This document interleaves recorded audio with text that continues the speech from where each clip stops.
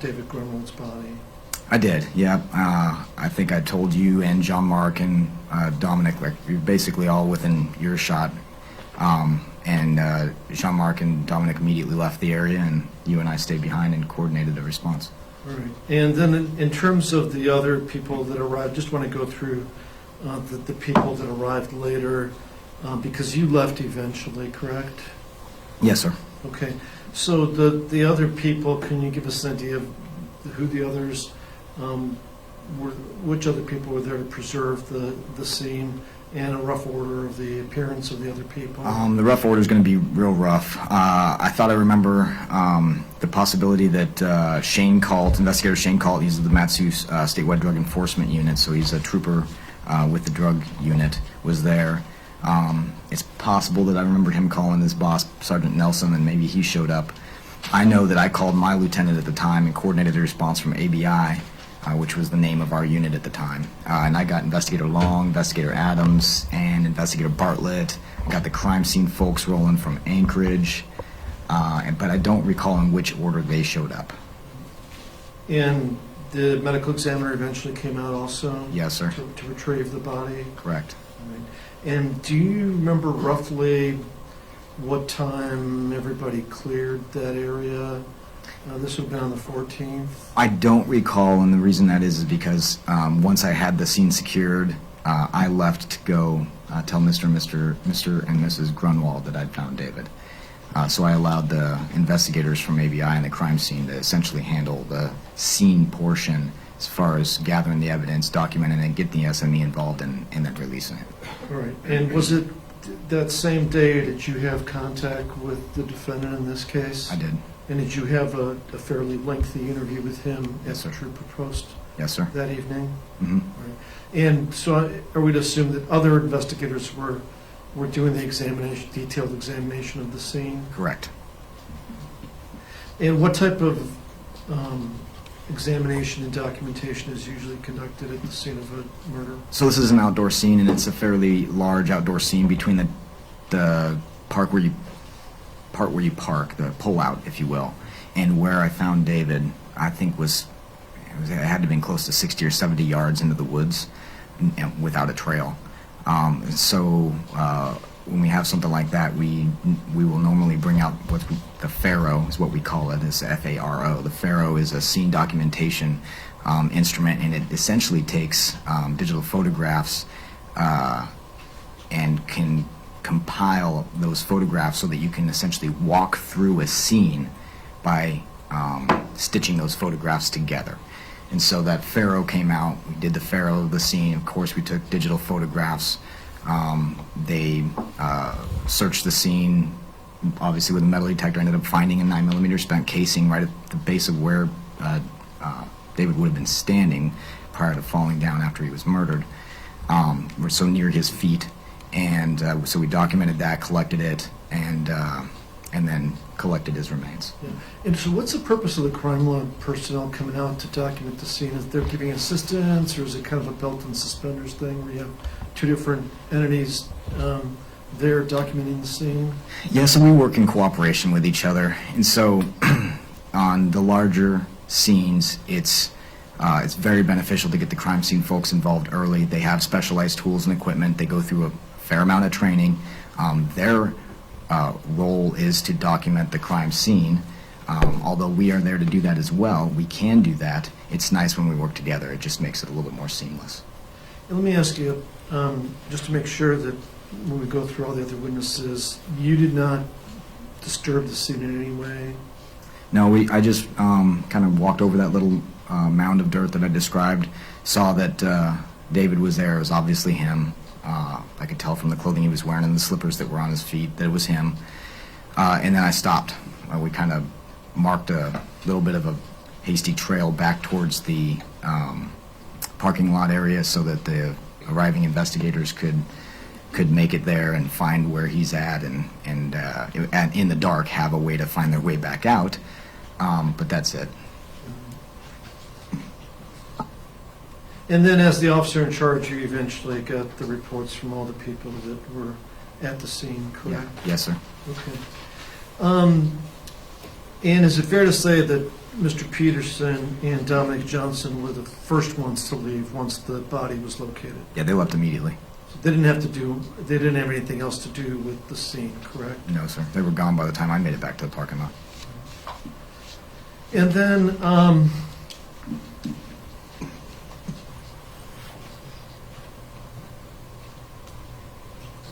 that microphone might be snake through, but I was going to ask you, maybe we'll use the other microphone from the jury. I was going to ask you to look at this map. Sorry for blocking certain people's view. Just grab that and I'll share it with you. This isn't going to be a lengthy inquiry about the map, but Sure. can you take a look at State's Proposed Exhibit number 12? Sure, this is just a map of the Matsu Valley. And this is the 2016 version. I don't see is there a date on it? Downstairs, down- Oh, yeah, there it is. Yeah, 2016. And of course, the ballot, this looks familiar to you. Sure. Is that correct? Yeah. I would move for the admission of number 12, Your Honor, so we can use it during the course of this trial. So admitted. Thank you. We mentioned, you were here during the opening, Erick Almandinger's house, or rather his father's house was mentioned in the opening. Yes, sir. Both openings. Can you show the jury, and I do have some of those orange things on there, we could readjust them, but can you show the jurors where the Almandinger house is located? Sure, it's going to be one of these first arrows over here on the right. Right underneath that, basically. And it's kind of hard to read the street names on that map. Yeah, that's Joan of Arc. Yeah, Helen. There we go. Yeah, Etsy right there. Esty? Esty, sorry. Okay. It's a little bit off. Can I move it? Yep, sure. There we go. Now it's accurate. All right, and while we're on the map, can you just show the jury how you drove on December 2nd? Sure. So when we left post, which is essentially right here, we take a right on the valley, take another right onto Arctic. At this point it's called Arctic, but I call it the Old Glen, because it actually doesn't become the Old Glen until you get over the Matanuska River. But nonetheless, take a right on the Old Glen, go over the Mat River, past Clark Wolverine, past Maud, past Smith, past Plumley, past McKechnie Loop, past Sullivan, and the first stop was just past Sullivan on the left-hand side, which is where we actually didn't get out of the vehicle there. That's where we stopped for maybe 30 seconds or so, and then turned around and came across the Knik River, took a left on Knik River Road, and went down there where that other arrow is pointing. No, unfortunately, this map does not cover the final area, is that right? Correct. Okay. How is the mile marker from the bridge? That's when I did it from. I just hit the odometer at the bridge, and And what did it end up being? about 7.3 miles. Right. Now, you also told the jury that you're familiar with the location that the Bronco was found. Can you Sure. point that out on the map also? So that's our furthest north arrow over here off Sites Road, which is accessed off of Schrock to Sunrise to Sites, and then you can kind of wind your way back to Sites. It's essentially, I think it's an ATV trail back to the Talkeetna Mountains, essentially. And so does this start gaining elevation, or is site still flat land? I mean, it starts gaining elevation as soon as you leave Schrock, and you're going a little bit up. It's not a bunch, but as soon as you get to the base of where the Bronco was, it's a decent hike. It's uphill. And where it was located, how would you describe that? A road, dirt road, or a trail, or a four-wheeler trail? What can you tell us about that? So it's, I would say it's at the place where it was, you could drive one vehicle in either direction, so it's wide enough for two vehicles at that spot. It is very off-roadish, and what I mean by that is it's very bumpy, very ruddy, steep hills. It's not maintained in any way, shape, or form by the borough, although I believe it is a borough road, but nobody lives back there. And it's essentially used as a 4x4 trail to access the Talkeetnas. And it's in the middle of the road, sorry. It's right in the middle of the road when you get to the top of, I think, the second hill or the first hill. It was right in the middle. Do you think somebody would be familiar with that area to know that road? You'd have to find it accidentally. It'd be difficult in the dark. Sure, it's not marked. It's if it were dark at night, you wouldn't necessarily see that particular trail and just decide to go up it. I don't think you'd want to be pretty familiar with it. And I assume there are no streetlights over there. That's correct. Now, talking about some of the other places, the Holiday gas station was mentioned in the opening statement. Can you show us where the Holiday gas station is located? Sure, I think that's the one you got marked with the H here. It's essentially at the corner of Meadow Lakes Loop and Parks Highway, right just past Pittman on the right-hand side. And that's the one with the subway in it. And then also Devin Peterson's house. Can you show the jury where that's located? Sure, that's this, was the westernmost arrow over here off K Lake Road. So Parks Highway to Johnson, Johnson down to K Lake, and he's on the right-hand side. And you mentioned during your prior testimony that you were up in the helo on days prior to December 2nd. I sent troops up in the helo, but I didn't get to go on those rides. And what, I'm talking about the search, right? Correct. Yeah. Yes. What areas, can you just show us roughly on the map what areas they were focusing on? We focused primarily on the area up off of Sites Road because that was our only real point that we knew anybody had been with that Bronco. And obviously we find it burned there. At the time when we're flying, we don't have anywhere else to look. I think at one point when we flew from Palmer Post to Sites Road, we did pay attention to the Palmer-Wasilla Highway. We did have one ping on David's phone, David Grunwald's phone, that would put him near the RW's Hamburger House on the Palmer-Wasilla Highway. And so we searched that on the way to the Bronco, but we didn't focus our search in that area. And is it fair to say that you gained more information about the case after December 2nd? Sure. Yes, sir. And then before December 2nd, was there anything that you knew about that would lead you to the Knik River area? We did have some cell data that supported a trip was made out there, and actually on December 2nd, while we pulled into that first spot where nobody got out of the car over here next to, just past Sullivan, next to the Knik River, I actually had a dog cadaver search team staged at, up on the downstream side of that area because we had enough cellular data and information to support at least starting a cadaver search in that area. And So, you're talking about the 2nd? on December 2nd. Yeah, you didn't see them, but they were there. They were across the street from us. All right. Okay, let me put this down.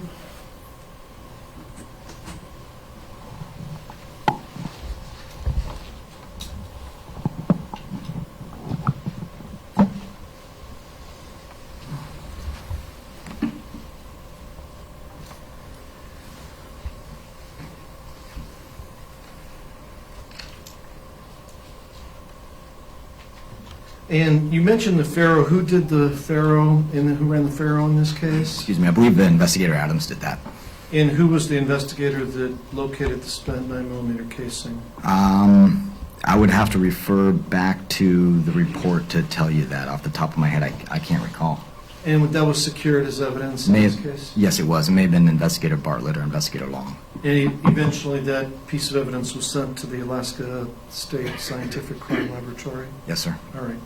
Now, I do want to go through some photographs with you, and I want to try to use the screen. And again, I'm not sure if the lighting is better in a certain way for the screen for the jury or not. We'll turn the lights down a little bit for you.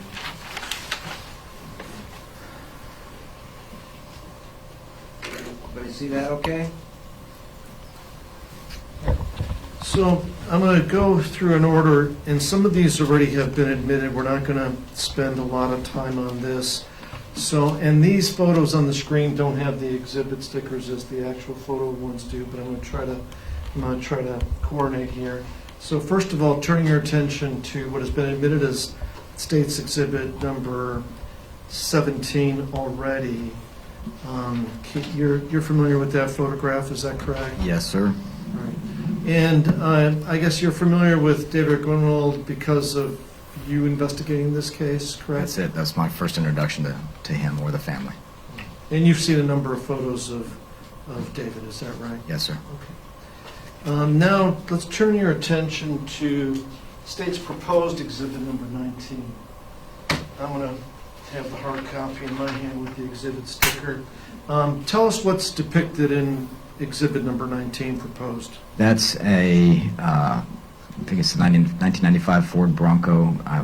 I can't be certain that that is David's Bronco, but that is one that's identical to it if that's not David's. So that would have been the vehicle that everybody was looking for, that type of vehicle? Yes, sir. And move for the admission of number 19. So admitted. Now, turning your attention to number 22. Now, and you should have, can you just make sure you have those in front of you? Can you make sure, right there, make sure we're on the right number. Is that 22? That's 22. Okay. Tell us who is depicted in that photograph. That's the defendant, Erick Almandinger.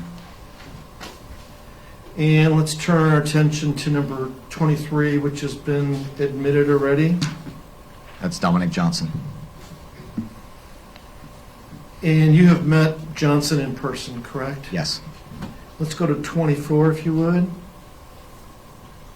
That is Austin Barrett.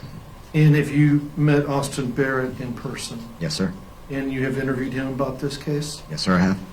Number 25. That's Bradley Renfro.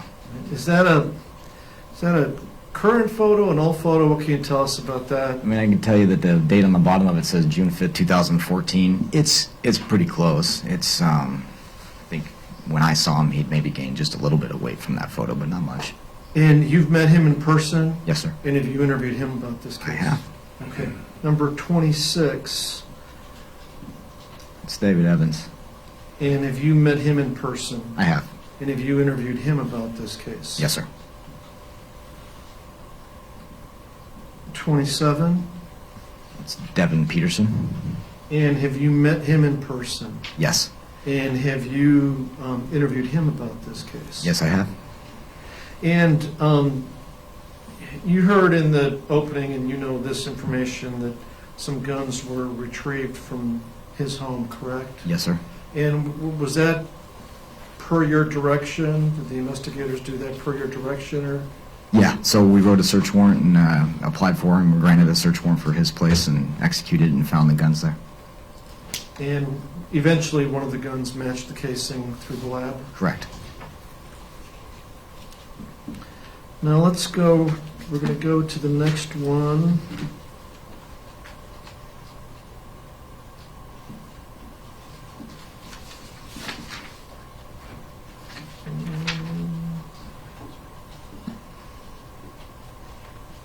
I don't think that one was on my list.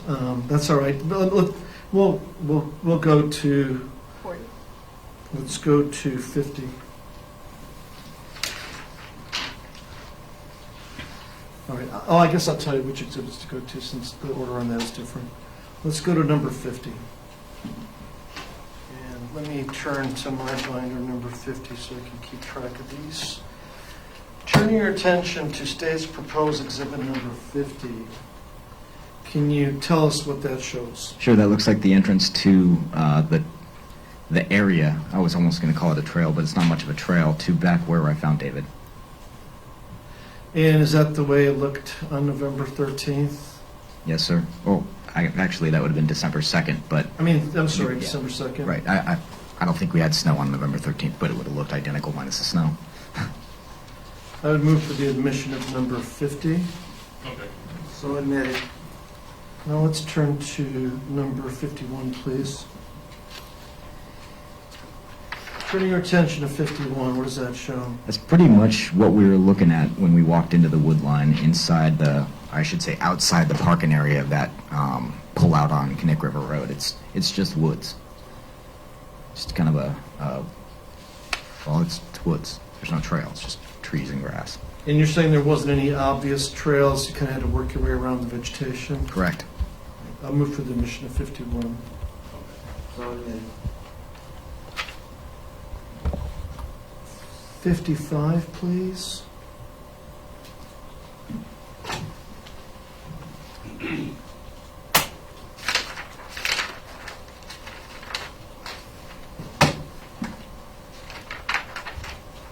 Can you tell us what's depicted in number 55? Nothing stands out to me in this picture other than it's another photograph depicting the area where we were looking for David Grunwald. All right. Now, Let me approach you with because this shows the difference between screen and actual photos. Let me approach you with the actual physical exhibit 55 the jury's going to get. And I know Oh, yeah, I can, okay. Okay. I'm tracking now. Take a look at the actual exhibit and tell us if you can see anything more in the actual exhibit. Yeah, you absolutely can. In this photograph, you can see David's orange shirt. You can see his feet. You can see, well, now that I'm looking at it, I can see a human shape covered in snow. And is that the location where you found David Grunwald's body? Yes, sir. I'd move for the admission of number 55. So admitted. 54, please.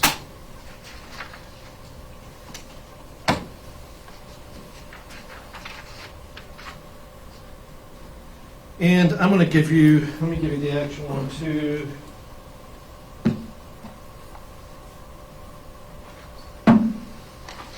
So this is just another angle of the same exact location. You can actually see David quite a bit better in this picture in my hand. Can't see him fantastic here. I could probably point to some spots on the monitor if the jury needs to see what I'm seeing, but it's essentially David covered in snow.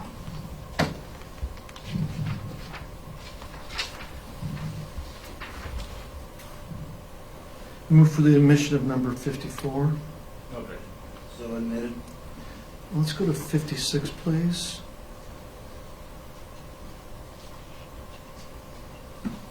And let me give you the physical exhibit. Turn your attention again, to proposed exhibit number 56. Sure. A much closer up photographs of David still covered in snow, lying in the supine position in the spot where we found him. So, after looking at these photographs, given the fact that David was covered in snow, was it possible that he could have been overlooked by you or others that were out there fairly easily had you not been that close to him? Yeah, when I found him, I had to step over a small mound like I described, and I ended up right at the base of his feet. And so from the base of where his feet were, I could tell he was there. But it would have been very easy to overlook that particular area. I mean, simply walking by, had you checked your watch, you would have missed this. I would move for the admission of number 56. So admitted. Now, I want to change gears a little bit and talk about some of the people just to give some background. Then we're going to have you back up on the stand, but I intend to call some other witnesses to talk about this scene. But if we can turn to 41, please. All right. Can you tell us what's depicted in number 41? That's Devin Peterson lying on his back on somebody's bed holding two pistols with the words, "And when I go, lay me in a blue coffin," highlighted across the middle of the picture there. All right. And is it fair to say that in this case,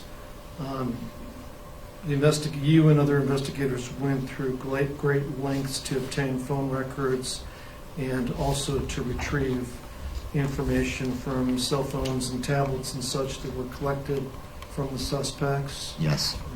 And when was the first time when you saw that there was some gang component or gang evidence relating to this case, if you recall?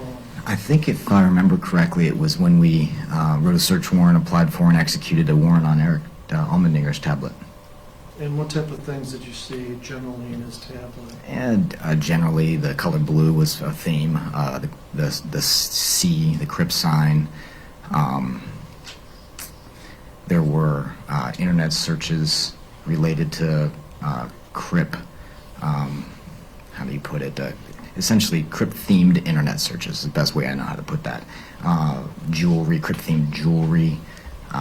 There were stuff like this, which I had to Google that lyric. It's out of a Crip song. At least during an open source search, that's what popped up when I Googled that lyric.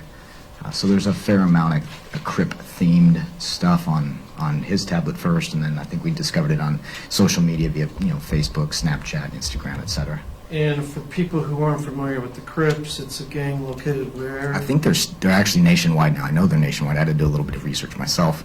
No way, shape, or form a Crip expert, but when you Google them, you can find out they're in pretty much every state. Well, most of the lower 48 at least. But I think they originated in the LA area. And their colors are what? Blue. Any other particular attire associated with them? A blue handkerchief or just blue colors in general. Any particular signs or symbols associated with them? Well, obviously they have the C that they oftentimes make with their hand by just making a C with your hand. That's obviously the main theme, I think, with them. There was some association with some sort of five-pointed star, almost like a Star of David, but I'm not sure exactly what the association there is. All right. So now that you've seen the other people's tablets and phones and whatnot, and now that you look at this, when it says, and when I go lay me in a blue coffin, you have a little bit better understanding what those words mean. Yeah, essentially it's like I said, it's a Crip-related lyric from a Crip-related rap. And off the top of my head, I can't recall now exactly who the rapper was that, or the artist was that had that particular lyric in his line. But when I did my internet search, I was popped right up as a Crip-related lyric.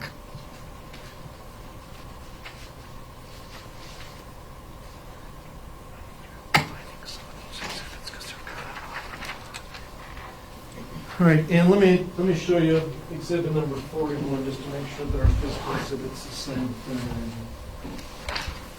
Yep, that's the one. All right, and by the way, the guns, is there enough clarity or zoom to figure out if any of those guns are the ones associated with this case, or if there's some other kind of guns, just out of curiosity? I can't tell from the picture. The quality isn't good enough. I can see that one of them definitely isn't, but I can't tell what the other one is at all. I can just tell that it's there, and it's black. All right, I would move for the admission of number 41. So admitted. And did Devin Peterson live with his family? Yes, sir. And who were the other people who lived in his home on K Lake? So his mom, Alana Peterson, and his, I guess it's his stepdad. I don't know that Alana and Clive are married, but Philip Clive Seal is the male figure in that house. The next one states proposed exhibit number 40.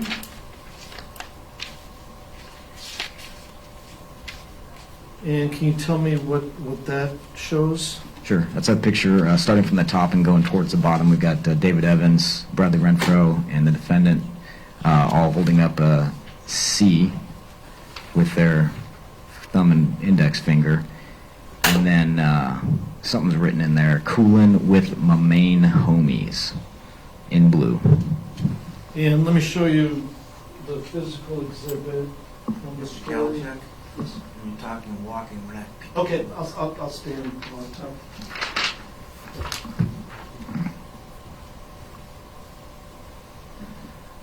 Yep, that's the one. And like as far as the C's, everybody has the C in that photograph, correct? Correct. And blue or bandanas. Yeah, obviously we got David Evans wearing a blue bandana. We got Bradley Renfro wearing a blue button-up shirt, and then the defendant's wearing a blue, it looks like a bandana, similar to the one that David Evans is wearing in this picture. And eventually you determined through interviews and whatnot that David Evans was dropped off at Almandinger's house by David Grunwald, is that right? Correct. There's no controversy about that fact, is there? Not to my knowledge. I would move for the admission of number 40. So admitted. And turning your attention to 44.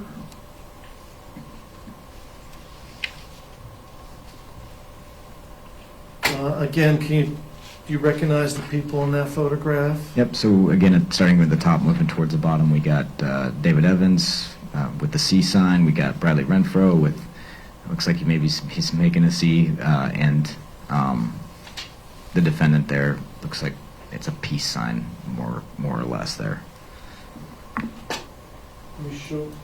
Let me show you state's proposed exhibit number 44.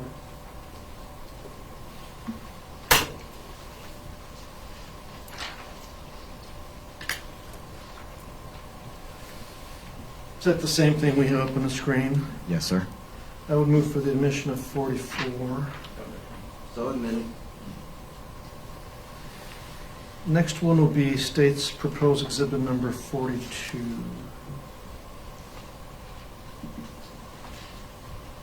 Are you familiar with that photograph? Yes. All right, tell us what that photograph depicts. It's a picture of the defendant holding what ends up being one of the pistols that was used in the bludgeoning of David Grunwald. And do you believe that this photograph was taken before November 13th? Or would that be a better question for some of the technical crimes? I believe that the photograph was taken prior to November 13th, but I think Investigator Jorgensen could probably clear that up definitively. And do you have any idea, based on your knowledge of the people and the places, which place this is, as far as the location? You know, I initially thought that it might have been the defendant's bedroom, but I can't be positive. Now, in this particular one, the gun, was that one of the guns that was recovered from Devin Peterson's house by Sergeant Ingram and Investigator Portrait? Yes, Pursuant to the search warrant? that's the Ruger, All right. 40 caliber. I would move for the admission of number 42. So admitted.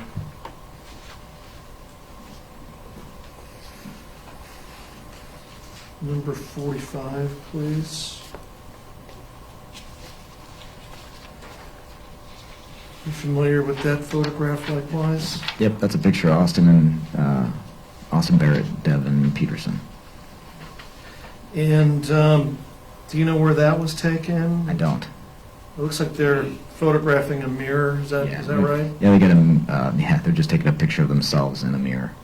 And could you tell, just from looking down the pipe of that gun, whether that's one of the guns here, some different gun, or not? It's difficult to say. It looks like it could be the Ruger, but I can't tell from this angle.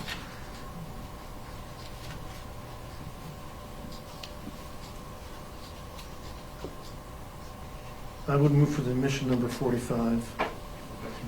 So admitted.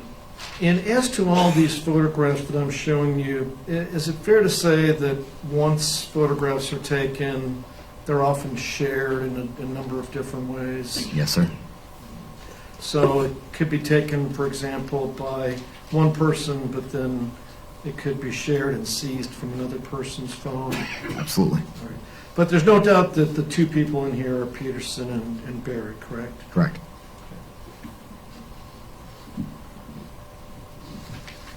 43, please.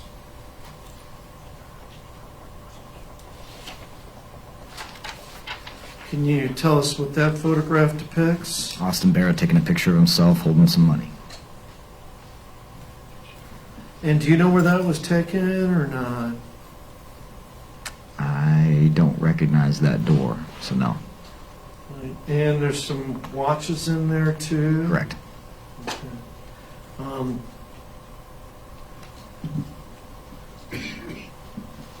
Do you know whether they're his watches or somebody I else's? think we found out later they were not his watches. I would move for the admission number 43. No objection. So admitted. Turning your attention to number 29, please.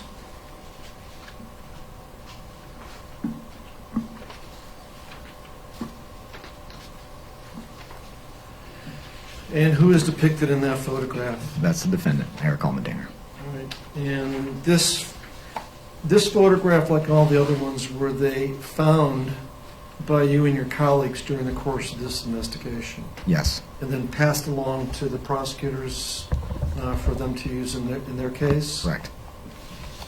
And do you remember whether this particular photograph was found on the defendant's tablet or? I remember this being one of the earlier photographs that we located, which would mean it either came from his tablet itself or one of his social media accounts, whether it was Snapchat or Facebook or both. And do you believe this photograph was in existence before November 13th, 2016? I think it was. Do you know where this photograph was taken or not? I don't. All right. Now, we've had some photographs already admitted, and this one likewise, where they have some words superimposed upon the photographs. Was that done by police or prosecutors, or is that the way that you found those particular photographs? Nope, that's the way we found them. And, okay.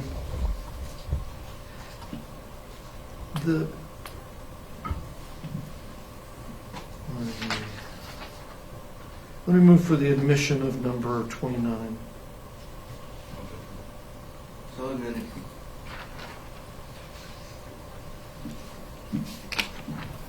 Now, is it, in addition to the ones I've covered with you preliminarily here, is it fair to say that there are quite a few of these same type of photographs? Correct. Like when I say same type, what are you talking? So, yeah, the theme is, I guess, a gang lifestyle: the guns, the money, the gold, the color blue, the Crip signs, etc. It's just kind of a gang-themed photos. And let me ask you, from your examination of the photograph, did it seem, just from the photographs, that any of these people were subservient to the other?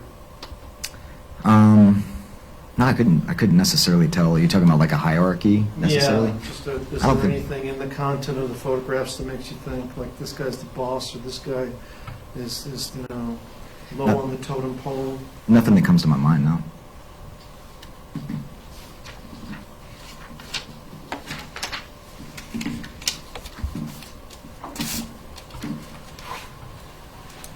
Okay, I'm moving this.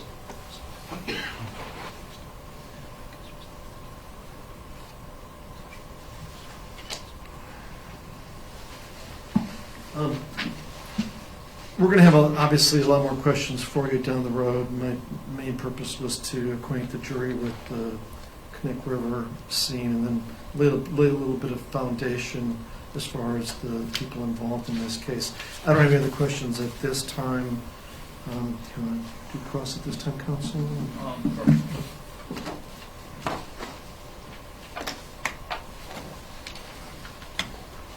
I don't need the.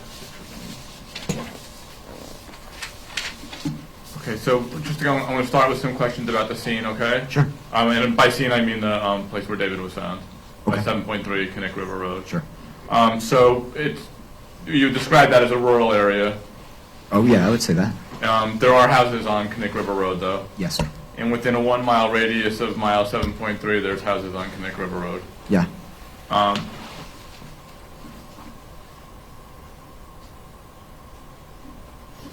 Now, you spoke to Bradley Renfro on December 1st of 2016. I believe so. I'd have to refer to my notes on the dates that I talked to him, but Okay. It's page 2 of the date stamp discovery. I don't have your discovery. If you give me 1 second, though, I've got my report here. Okay. You're saying it's December 1st? Yes. I know I spoke with him on, oh, you're talking about, yes, I believe I did speak with him on December 1st with his mother present? Yes. Yes. Okay, I don't want to get into the substance of that, Oh, okay. but you told Bradley Renfro not to have contact with Erick Almandinger when you talked to him on December 1st. Yes. And you also told... Face-to-face contact was the exact words, but yeah. Okay. And you also told Bradley Renfro no face-to-face contact with Dominic Johnson. I believe so, yes. Now, on December 2nd, you had contact with Bradley Renfro again. I did. And he was, I guess, homeless for a day, and so the troopers paid for him to get a room at the Valley Hotel. Yeah, so, yes is the answer. I can explain how that all went down, but yeah, we ended up paying for a room for him that night. Okay. And the next day, a little surprising thing happened. You saw Bradley Renfro again. Yes, on the 2nd? Yes. Yes. And when you saw Bradley Renfro again, he was with Dominic Johnson, Yes, despite being instructed not to be with Dominic Johnson. that's correct. He was with Alyssa Bledsoe Alyssa and Devin. and Devin Peterson. Correct. And Austin Barrett was there too. Yes, sir, I believe he was. Erick Almandinger was not there. Nope. Later on that same day, by that same day I mean December 2nd, you arrested Erick Almandinger. Later that night, yes. And when you arrested Erick Almandinger, you were talking to Eric and his dad in the front of the house when Austin Barrett and Bradley Renfro emerged from the back of the house. That's correct. And that, again, was a surprising thing. It was a little bit surprising, yeah.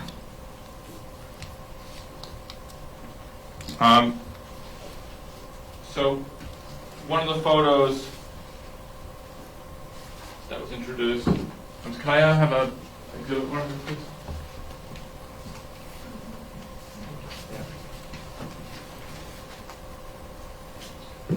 Thanks.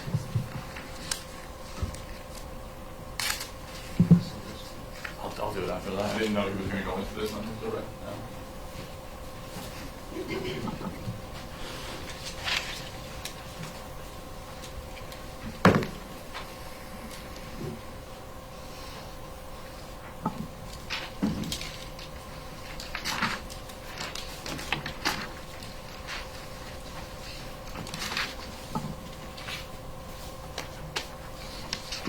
May I approach the witness?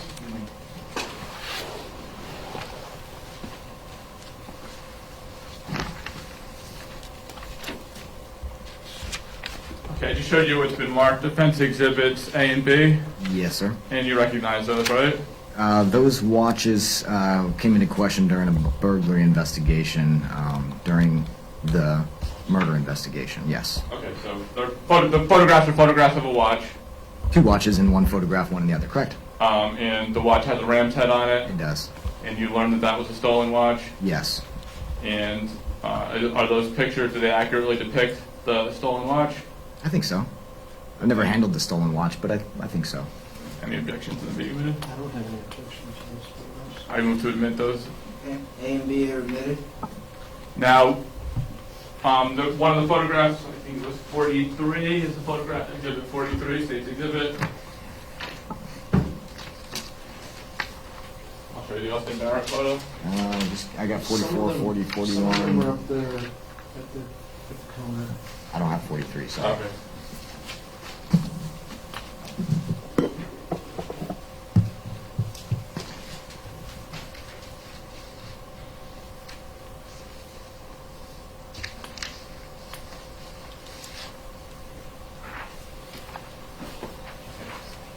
Sorry.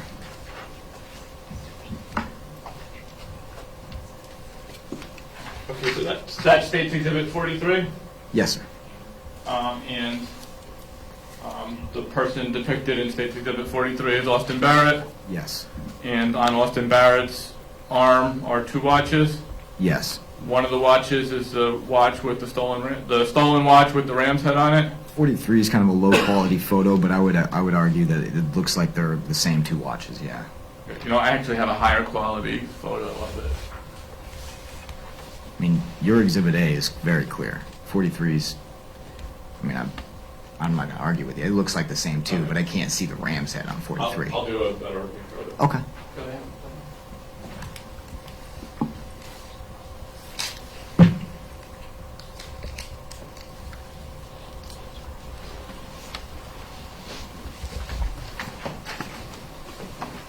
That is a way better photo. Okay, so I just showed you what's been marked Defense Exhibit C, Yes, and that's a better quality picture than picture 43. it is. It shows Austin Barrett. Yes, it does. It shows him wearing the same 2 watches you gave me in A. Okay.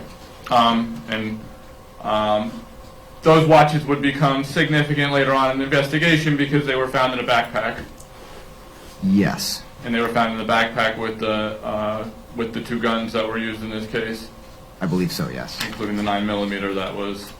Correct. Okay. And now about that 9mm, a trace was done on that 9mm, Yes, sir. and the last person to have had that 9mm before Austin Barrett, you found out was somebody named Garrett Canada. That's correct.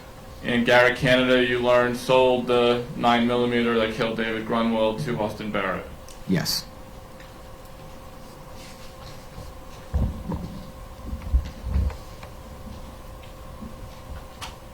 Okay. In light of the fact that Trooper Whiteton is going to testify further about other subjects. I'm going to save the rest of the cross-examination for them. Okay, thank you. Should we direct? Just a little bit, and because we know we're going to have him up here again. Now, council asked you some questions about the remoteness of the area. Let me show you state's proposed exhibit number 13.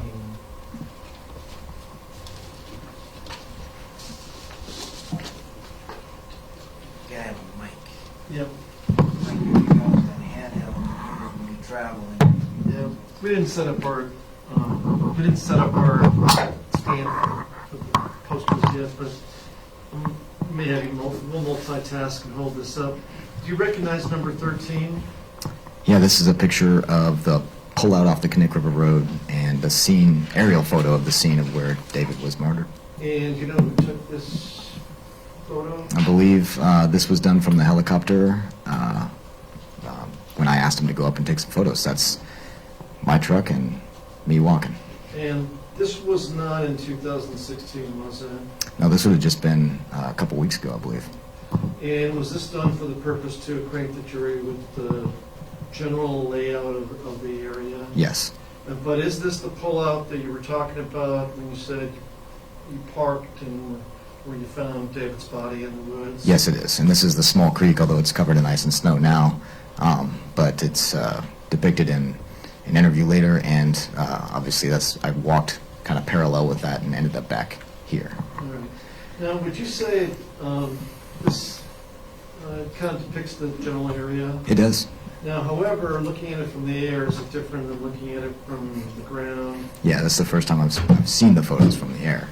So how is it different than from the ground view? Well, obviously from the air, and there's no leaves here, you can see a lot further from the air, but it's pretty thick when you're on the ground. I move for the omission of number 13. No objection. So I did. And council asked We're you. gonna make this accessible to you in wireless. All right, thank you, appreciate that. Council asked you about the watch that Austin Barrett had. Now, nobody was murdered over that watch, were they? Not to my knowledge. All right. And council also asked you about the 9mm pistol, Springfield, being found in the backpack at Correct. Peterson's house. Now, was the 40 found, was Erick Almandinger's 40 also found in that backpack? Yes. And were there other guns found in that? Was there another gun found in that backpack? Yes, there was another gun that was stolen in the same burglary as these watches were stolen in that backpack. All right, and then if we're talking about the lineage of all those guns, you testified the 9 was stolen, and out of which original place was it stolen? So the Springfield XD 9mm was stolen out of Fairbanks, essentially off Fort Wainwright by it was stolen from a Fort Wainwright soldier, and then sold. And then, how about the Ruger 40, was that also a stolen firearm? It was stolen locally here in Wasilla. And is there anything about the lineage, do we know anything about the movement of that gun? Or no? We know the defendant had it in some photographs, but other than that, do we know anything else about it? So that gun was taken, also given to, I got it in my notes here. I want to say, so the XD was taken from Fairbanks, the Ruger was taken from Wasilla. Both ended up back in Fairbanks at Garrett Canada's. Garrett Canada then sold both of them, and one of them ended up with, during the purchase with Austin, and then the other one, I think, was traded to Eric for a different 9mm, which Austin also bought during the purchase of the XD. And then both of those made their way back down to Palmer, and then the second gun that Austin purchased was stolen from Austin. And then that XD, I mean, we can go further if you want, but. All right, and we could, when we get you back on here, maybe we'll do a chart for the jury, but the bottom line here was that both the 40 and the 9 were stolen firearms. Yes, sir. Thank you. I'll just wait until we do further testimony about the lineage of the guns. Thank you. You can step down, officer. Thanks, sir. All right. You want to take a quick recess then, call your next witness? Next one's going to be just going to be about a half hour or so, so maybe It's up to the court. Yeah, we should probably take our afternoon break, so come back in about 10 minutes or so, and then we'll go to 4. Record.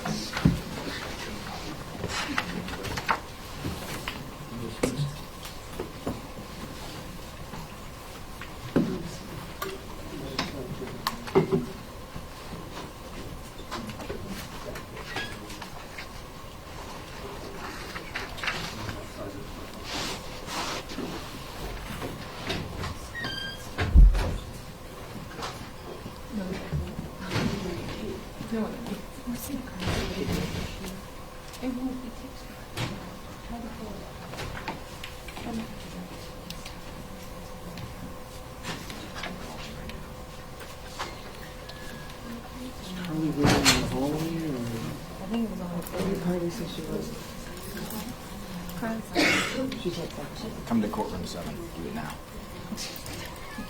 Yes.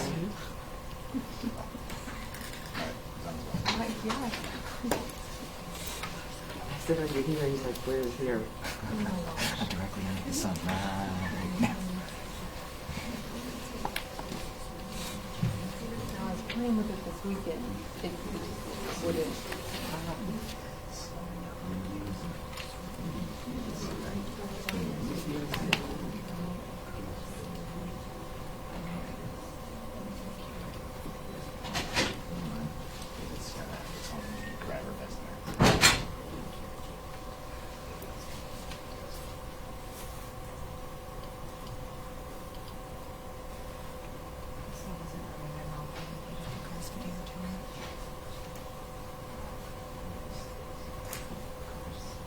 He was still the caller.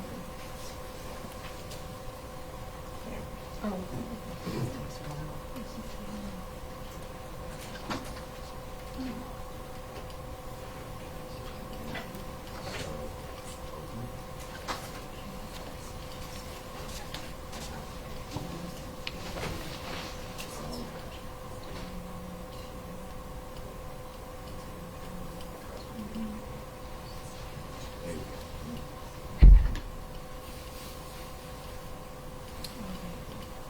So he can, yeah, can you do a full camera? Yeah, that's what Andy does. Yeah, and then.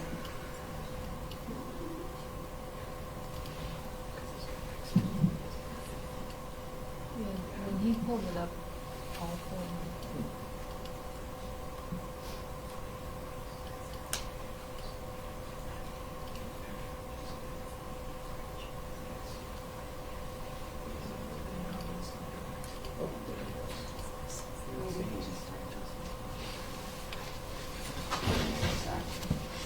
It's not very long.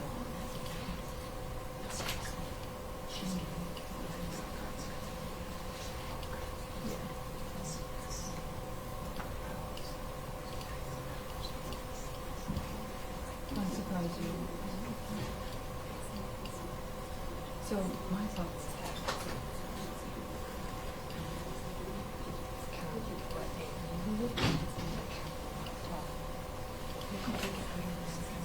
Yeah, yeah, that's what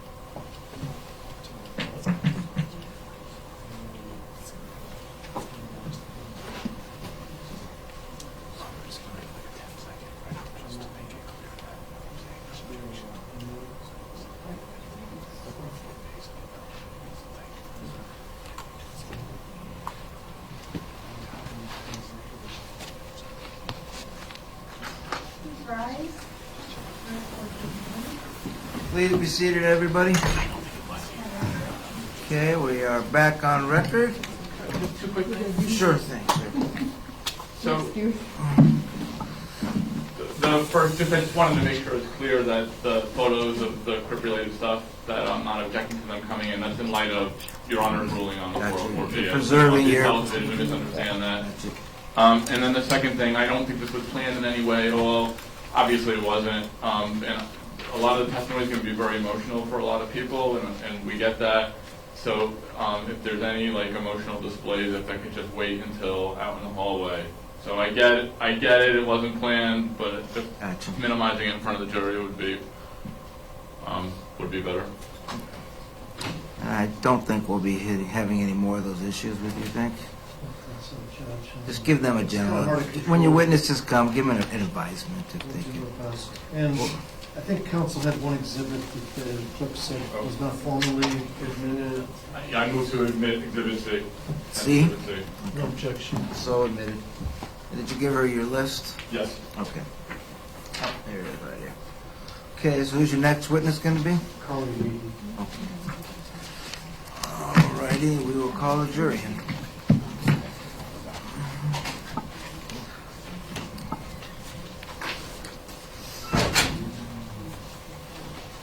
Teed up for Carly.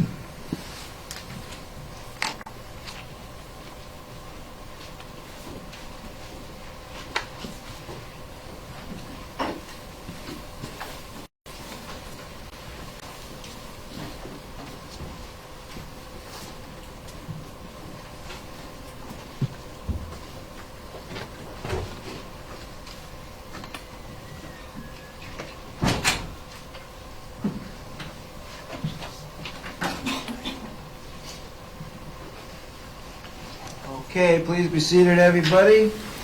State may call their next witness. Carly Weedy.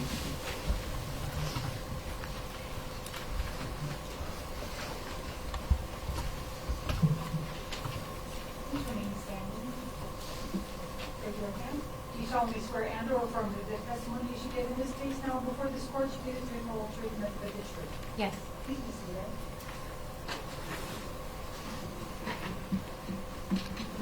Will you please state and spell your first and last name for the record, please? My first name is Carly, C-A-R-L-Y. Last name is Wiehe, W-I-E-H-E. Thank you. And your occupation, ma'am? I'm a forensic scientist. Thank you. Okay, go ahead. Thank you. Good afternoon. Ms. Weedy, tell me, where are you employed currently? I work at the Alaska Scientific Crime Detection Laboratory in Anchorage, Alaska. And what do you do as a forensic scientist? My job at the lab is fingerprints and crime scene response. And how long have you had that job? I've worked there for over 3 years. And that is in Anchorage? Yes. Okay.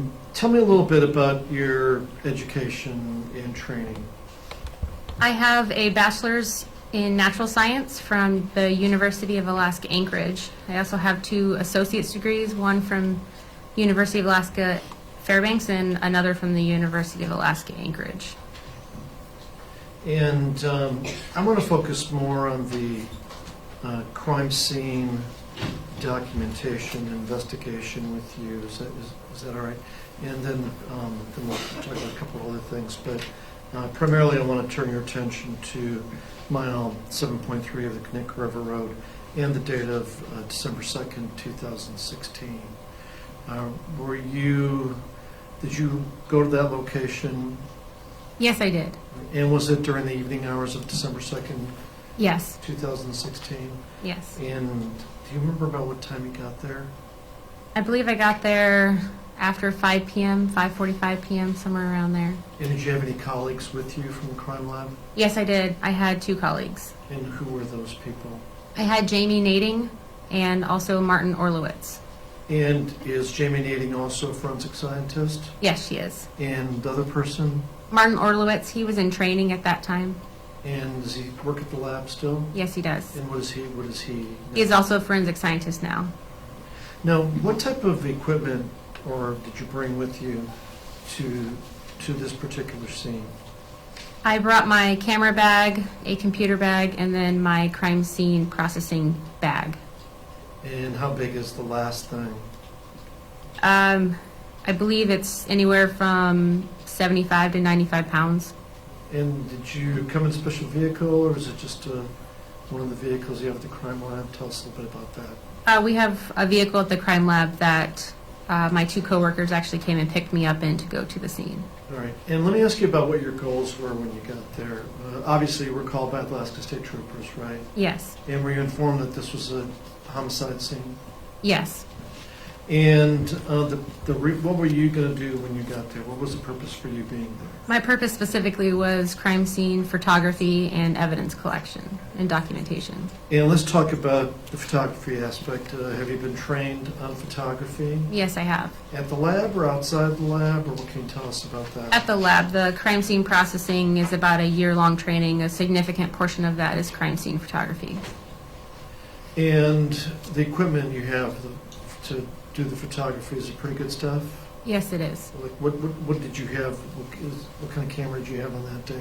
I have a Canon 5D Mark II, also with an external flash and 2 different types of lenses depending on what I'm doing. All right. And is it fair to say that you folks from the crime lab have better equipment than the troopers do generally, as far as It's not the photography? same. I believe we both carry the same amount of equipment and the same type of camera. How about training on photography? Who usually has more? Is it about the same also, or not? I believe we have more training in crime scene photography. It's one of the things we actually teach to law enforcement. Okay. And then as far as the evidence documentation and collection, what type of evidence are you prepared to document and collect when you go out to a crime scene? Generally, we're capable of collecting all types of evidence from the crime scene. Our crime lab does not process all types of evidence, but we are generally ready to collect any type of evidence, being forensic evidence or other. And how long did you say you were with the crime lab? I've been with the crime lab over 3 years. And how many crime scenes do you figure you've been at? I've been to around 50 or 60 crime scenes involving mostly major crimes. And so the lab people don't come out for things like burglary generally, or theft, or... Not generally. It is case-by-case basis. Sometimes some cases warrant us coming, but in general, no. All right. And now, as far as murder cases, I assume that you willingly go to those scenes to help out, right? Yes, we do. We can't always go. We're limited on staff. Sometimes we will have to say no, but in general, we will always go, yes. All right. And then, so you've been to about 50, either as the lead or as a person who was helping? Yes, while I'm in training, I go to any crime scene I can. So I was lucky my year of training that it took to to do what I do, I did get to see a number of cases of different types of cases. And then, as far as evidence collection, what have you done before? Have you swabbed things to get blood or DNA? Definitely. Have you lifted prints off anything before? Yes. Photographs, obviously. Yes. Fibers, ever collected any fibers or anything? Yes. Okay. How about in cases where firearms evidence is left at the scene?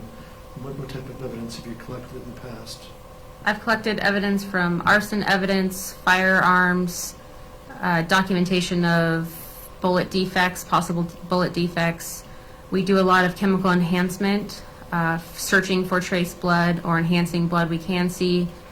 I've collected a very many variety of evidence depending on the scene, including biology and fingerprints, footwear, tire impressions.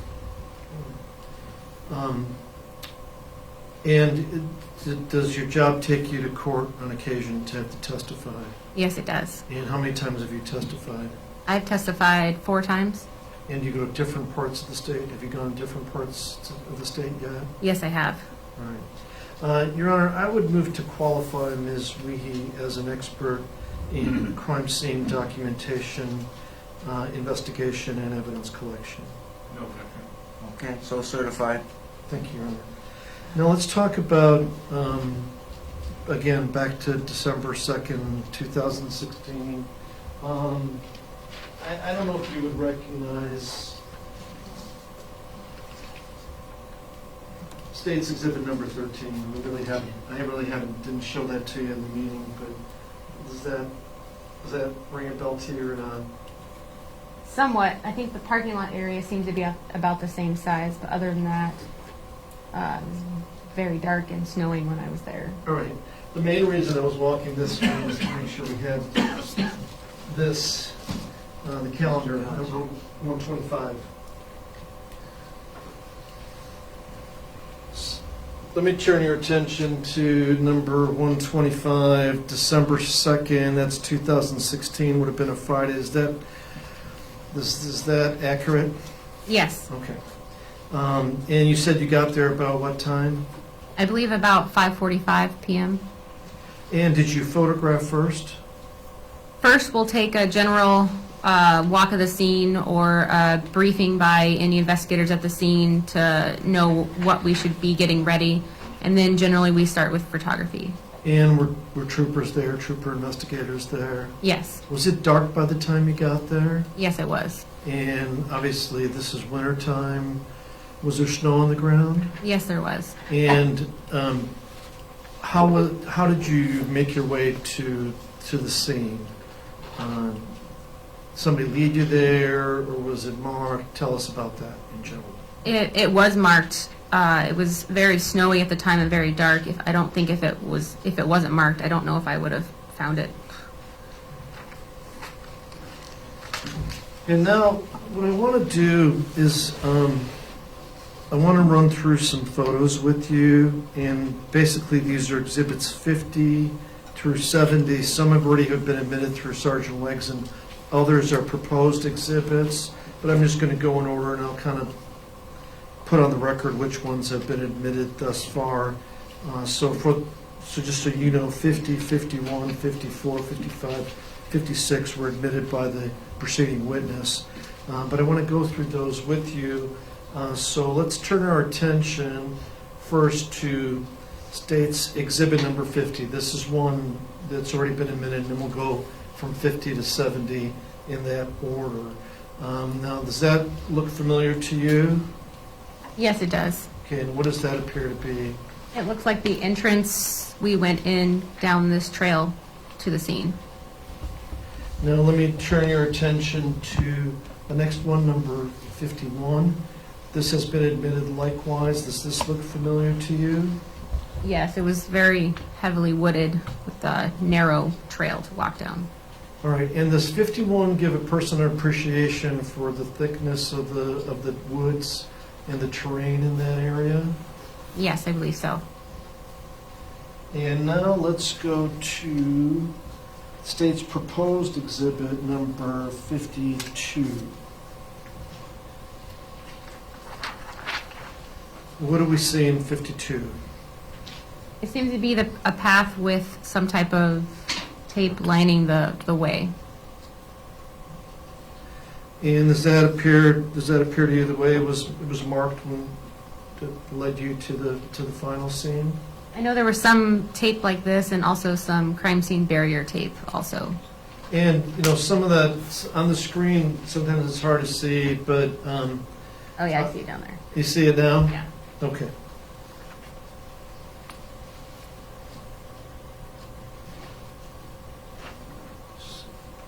I would move for the admission of 52. No objection. So admitted. Let's go to 53. Does that appear familiar to you? And this is proposed exhibit number 53. Yes, it does. All right, tell us what's depicted in that exhibit. This was how the scene was when I got there. Snow covering the body. And so obviously you had to use lights to take that photograph. Yes, I did. Was it just a flash, or were there other lights that you used, or not? Remember? I had to use a tripod and an external flash, bumped up a few levels to try to achieve a area that was lit up properly. All right, and is this photo a photograph of David Grunwald's body before it was moved or uncovered? Yes. I'd move for the admission of number 53. No objection. So admitted. Turning your attention to 54, and this is already an exhibit that has been admitted. What can you tell us about 54? Is this a different angle? Yes, this is a different angle. Turning your attention to 55, and this exhibit has also been admitted already. Is that the same scene but from a different perspective? Yes, one thing we generally do is take pictures of what's around us in that area so you can see what the surrounding location looks like. And when you go to photograph a scene, do you generally err on taking more photos than less? Yes, definitely. I mean, is there a capacity to your camera, or is it pretty much you can put on there however many photos you want to put on there? The capacity is upon my SD card, and I believe I can take 64 or 128 gigabytes, and I also have extra SD cards if needed.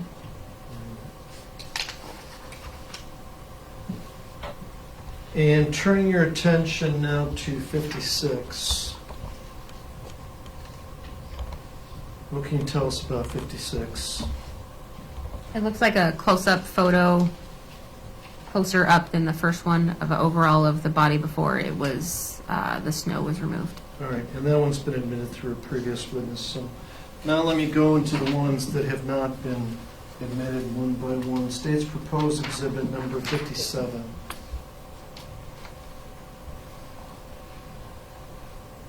And just let me know if you want to see one of the, the hard copy of any of these. It takes me a second, but I could get my bearings. Okay.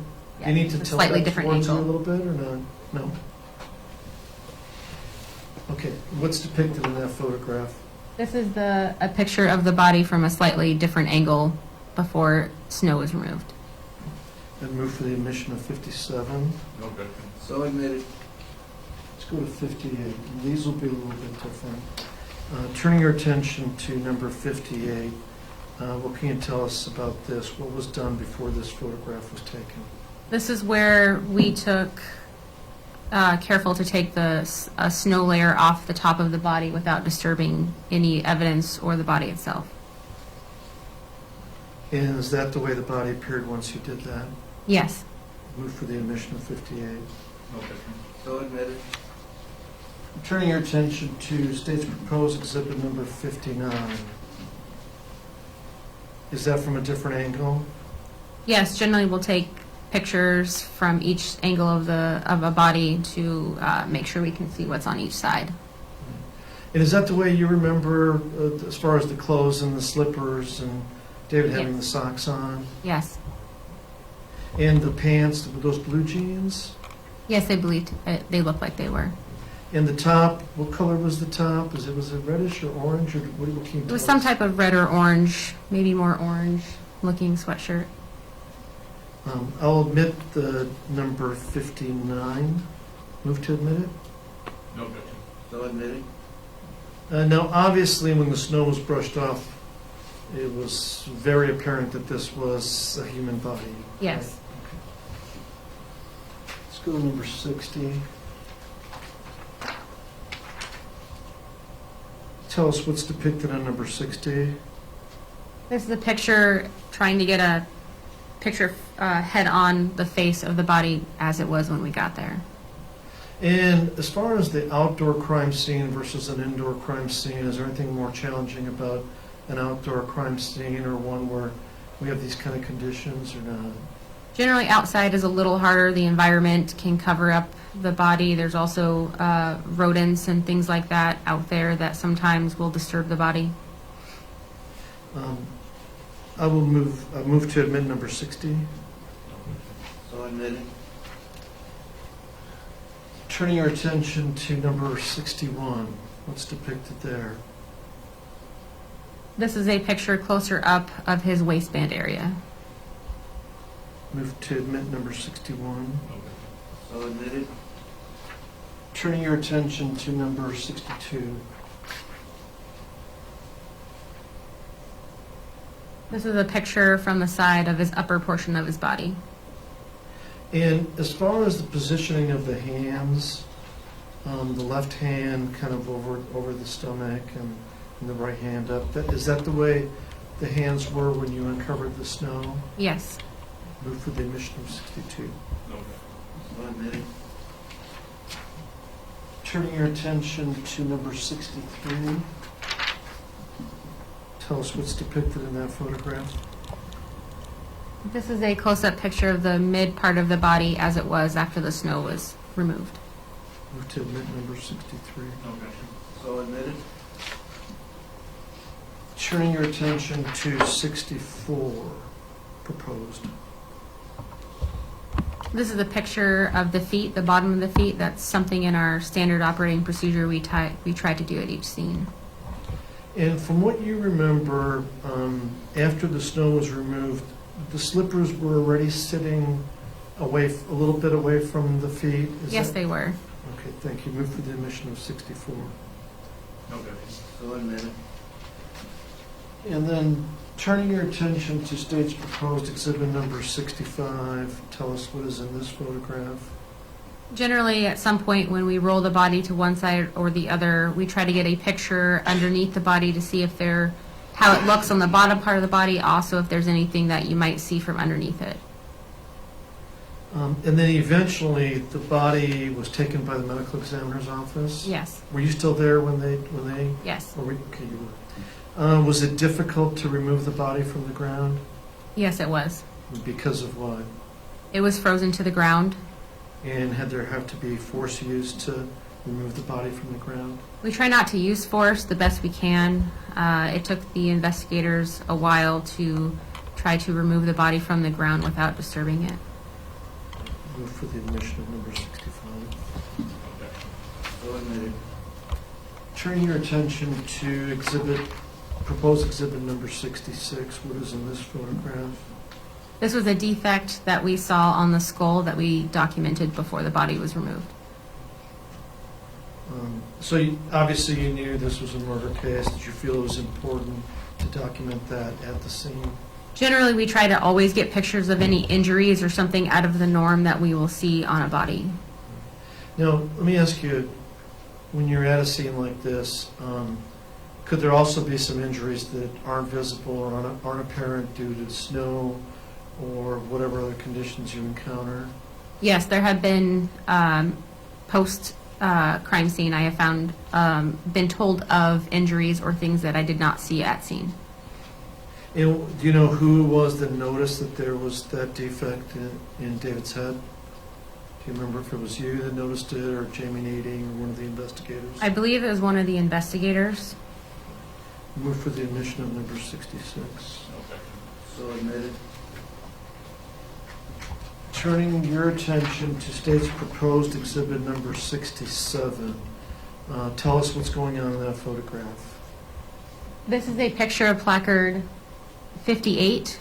We try to put a placard where we find evidence at the scene and take multiple photographs of it in relation to other things in the scene before we remove it. Right, and what is the significance of placard 58 in this case? I believe placard 58 was a discharged cartridge case found in the snow. All right, now, in this particular photograph, well, let me back up, strike that. Do you know how it was found? Were you there when it was found? I was there when it was found. I don't know if it was sitting on top or if it had fallen into the snow. I just know that it was identified and we put a placard on it. And was it found via metal detector or visual observation, if you recall? I don't recall specifically. I don't think we had the metal detectors out at that point. And in that photo, is David's body still covered with snow at that location? Yes. All right. Let me.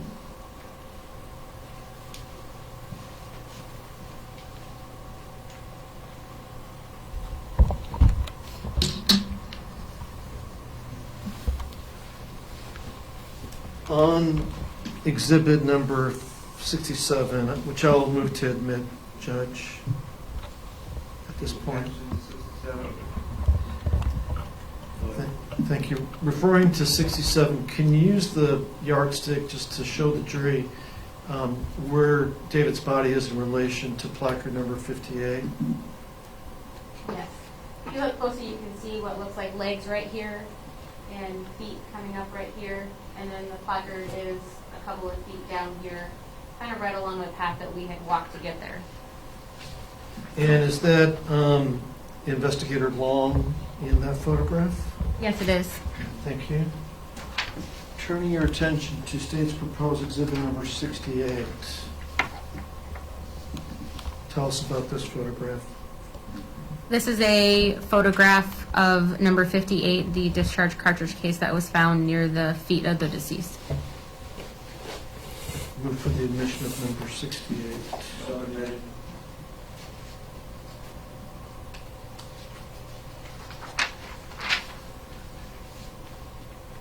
Turning your attention to proposed exhibit number 69. This is a picture of, after I've gotten a picture of something like this in the position I find it, I try to get a picture of the head stamp of the discharge cartridge case. This will show the caliber, the brand, and also the indent in the center of it to show that it was discharged. Move for the admission of 69. So admitted. Thank you. And you don't remember whether there was snow covering the spent casing or not? I do not know. And turn your attention to State's proposed exhibit number 70.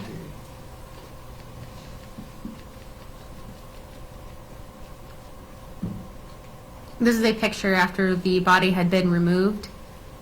And also, there's a metal detector in there. I do remember near the end of the scene, we always try to look for other things that we probably can't see very easily with our eyes. Right. Is that standard operating procedure that you would use a metal detector? I would say it's not used at every scene, but generally we try to, yes. Right. And in this case, so what are the kind of things that you can find with the metal detector? Generally, you can find small types of metal, things that you can't easily see, such as this. In this case, we were searching for any type of bullet or other discharge cartridge cases. All right. So I'm just talking generally in a murder scene, for example, maybe you could find, maybe if there's more than one casing, you might be able to find another casing. Yes. Right. Or if a person was laying down when he or she was shot, perhaps and the bullet went through and through their body, maybe you can find the actual bullet in the ground. Yes. Do you remember whether anything else was found at this scene in terms of evidence? Generally, those I've seen those when they've been used at the scenes I've gone to. They'll go off frequently, but not anything that was of probative value. How long did it take you to process this? I'll move for the admission of 70. No objection. So admitted. How long did it take you to process this scene? Can I refer to my notes? Okay, if it would help you. I don't need the exact number, but the ballpark. About 3 hours. And as far as the other investigators that were there, we know Chris Long was there because he's on the photo. Was Investigator Bartlett there? Yes, Investigator Bartlett was there. Right. And were you still there when, did Investigator Adams arrive also? He was there for some time. I know at one point he had left to find other means to try to remove the body from the ground safely. And were there also some troopers just doing security in the area while you were doing your work? I believe so, but I don't think I know if they're exactly who they were. I didn't document that in my notes. And then, did the medical examiner show up after you were done, or during, and you had to wait, or what? They showed up while I was still there. Sometimes we do wait a while for them. I don't know if we were waiting that long for them this time or not. And when you said, when we talk about the medical examiner, it's not one of the actual doctors that shows up, it's an investigator from the medical examiner's office, Yes. or a person to take control of the body, is that correct? Yes.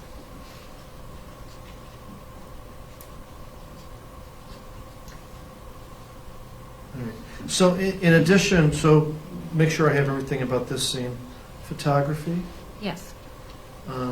documentation of the evidence that was collected, the spent casing, Yes. and that was taken by the troopers as far as securing it and putting it into evidence and all that, right? Yes, generally we'll sometimes package or just collect and put into a container for the troopers to later seal and keep the evidence as theirs. All right, and so this was a team effort between the crime lab and the Alaska State Troopers, right? Yes.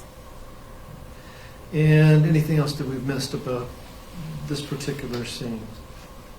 I believe we collected placard 59 also, which was the slippers. The slippers, all right, thank you, appreciate that. Now, let me talk a little bit about what else you did. Now, you also, and I'm not going to delve deeply into that, just because your name's going to be mentioned later. Did you also have an occasion to examine an old holiday vacation or camper trailer? Yes. And when were you involved in that? I believe that was the day before this. And where was that trailer located?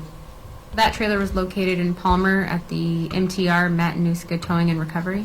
And what was the purpose of you being involved in that? We were trying to find any evidence that a crime or an assault or anything like that may have happened in that trailer. And what was your particular role? I was the photographer again for this scene. And did you have a colleague with you from the crime lab? Yes, I did. And who was that person? I had Jamie Nading and also again Martin Orlowitz. And when you were at Matanuska Tow and Recovery examining the trailer, did you do it inside a building? Did they pull it into a garage or something? Yes, they have a secure garage that we generally process vehicles in. And there was no time crunch or anything there? You had all the time you needed to? Yes, no time restrictions really, and it's generally warmer. And were there any troopers involved in that? Yes, I believe Investigator Decor was present.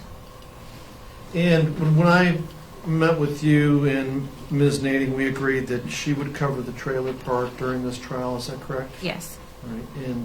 But we did have a chance to look at all the photographs that you took in our meeting? Yes. Right. And did you notice any kind of unusual smell in the trailer when you went there or not? I did, yes. Not What that's documented in my notes. But And what did you yes. notice about the smell of the trailer? I'll go into the swamping and lighting up the trailers to see the fluids with Ms. Nading, but tell us what was your initial impression about the trailer? As soon as I opened the door, I did smell a strong smell of bleach or something like it. And about how long did it take to examine that trailer? Longer than this scene, maybe 4 to 6 hours. And there was evidence collection as part of that also? Yes, there was.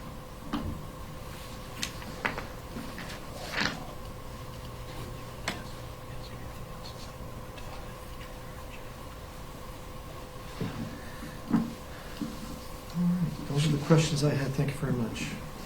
Okay, cross-examination. Just one or two questions. After December 2nd, you were also asked to photograph a neon, a vehicle in neon? Yes. And what you specifically were photographing there was a spot of blood in the neon? We searched for trace blood in that vehicle, yes. Okay, thank you. No further questions. Any redirect, Mr. Galicek? No, thank you. Okay, thank you, ma'am. You can step down. Okay, next witness. Our next witness is Investigator Portrait.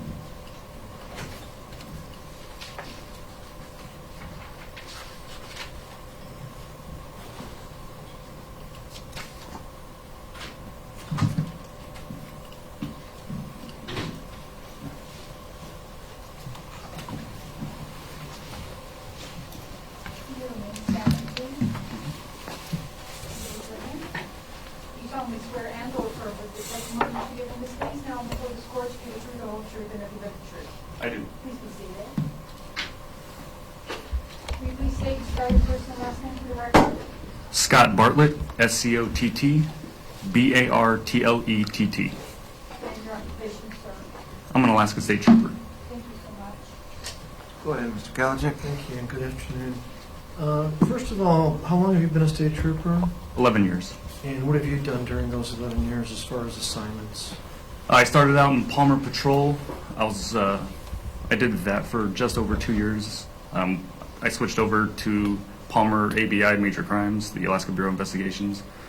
And then I switched over to Anchorage ABI Major Crimes. I did that for 4+ years. And ever since, I've been working in the Technical Crimes Unit in Anchorage, which is also under ABI.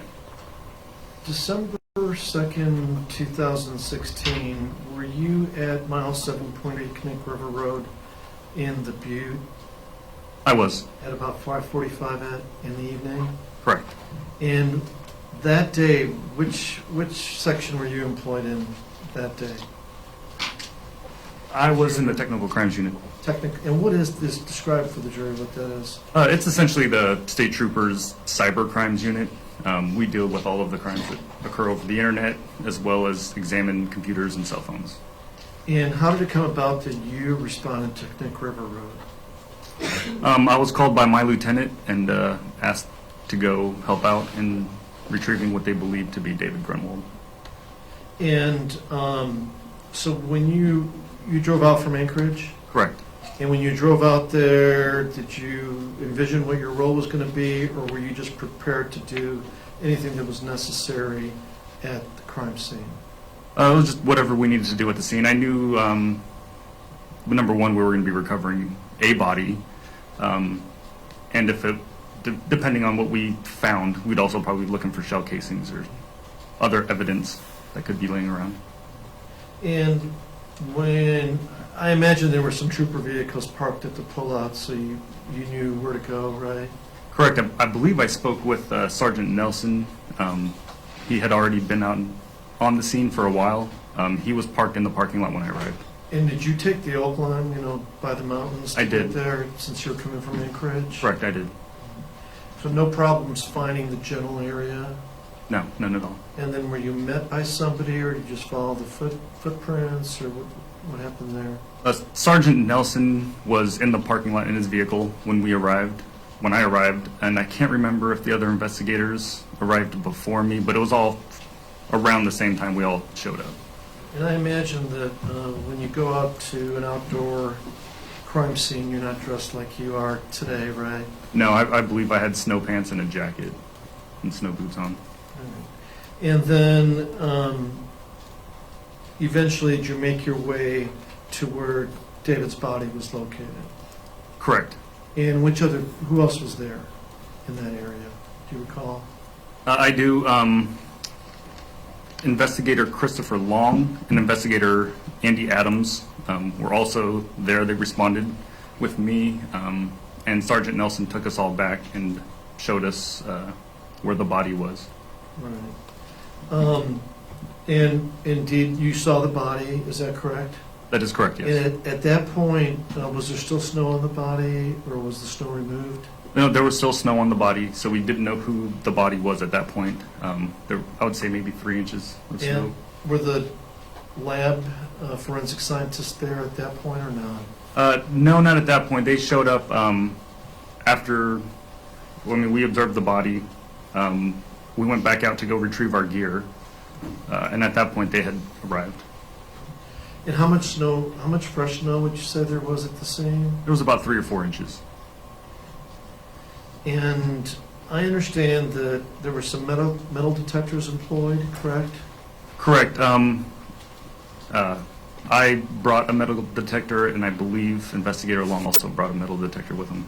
And I understand eventually you discovered a spent 9mm casing, is that correct? That is correct. What can you tell us about the casing? Was it covered with snow? Was it not covered with snow? How did you find it? It was covered with snow. The only reason I was able to find it was through the metal detector. It picked up on the shell casing. And was it a single 9mm casing? It was a single 9mm casing, correct. And did you collect that as evidence? I believe I located it, dusted the snow off of it, and then I had the crime lab actually collected it and put it in a bag for me. Okay. All right. And we already heard that the investigators and the crime lab personnel were working together as a team. Correct. And is there anything unusual about that? Not at all. We work with them all of the time. Now, in terms of the investigators that were there, you're obviously familiar with Chris Long. Correct. And Investigator Adams also. Correct. And so everybody that was there, as far as the troopers, were they experienced investigators as having been to crime scenes before? They were. And all having investigated major crimes before? Correct. Now,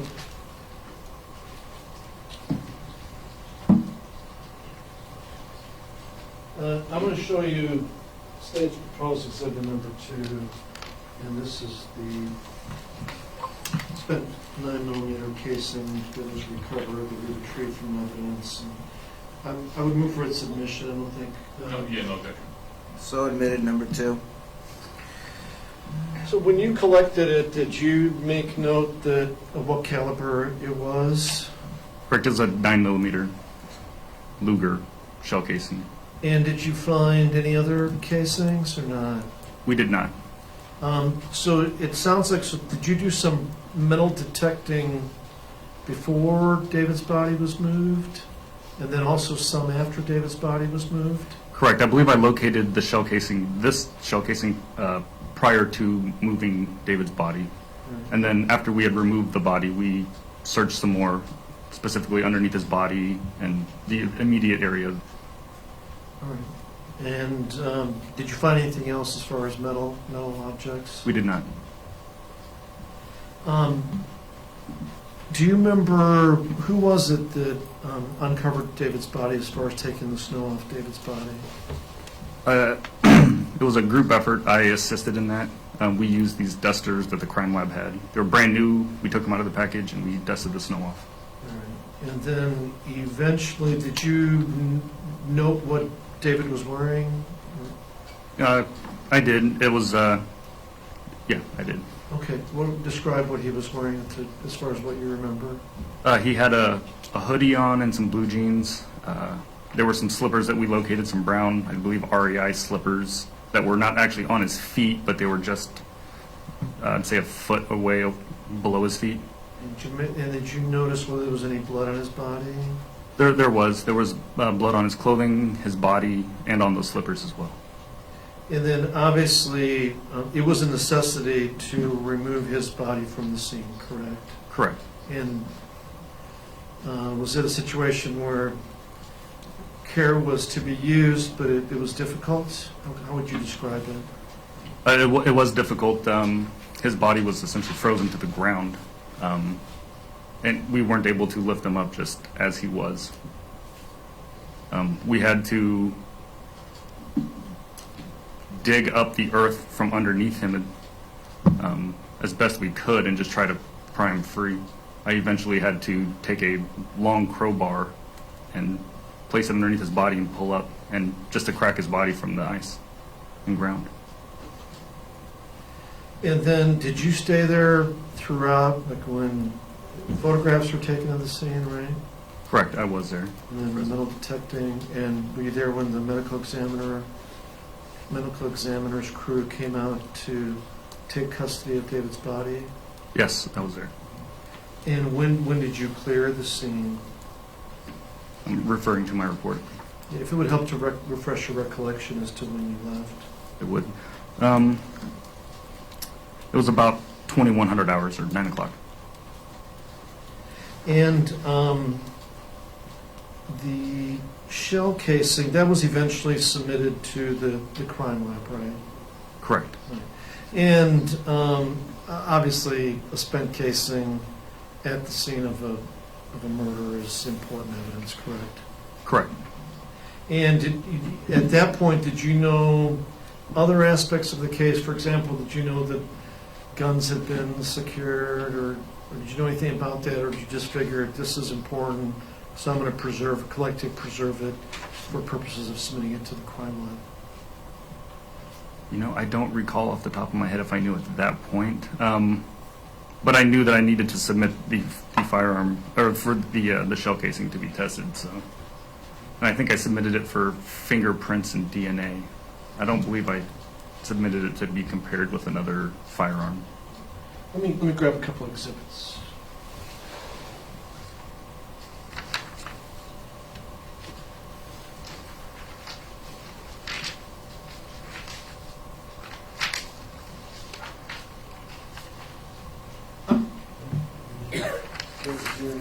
All right.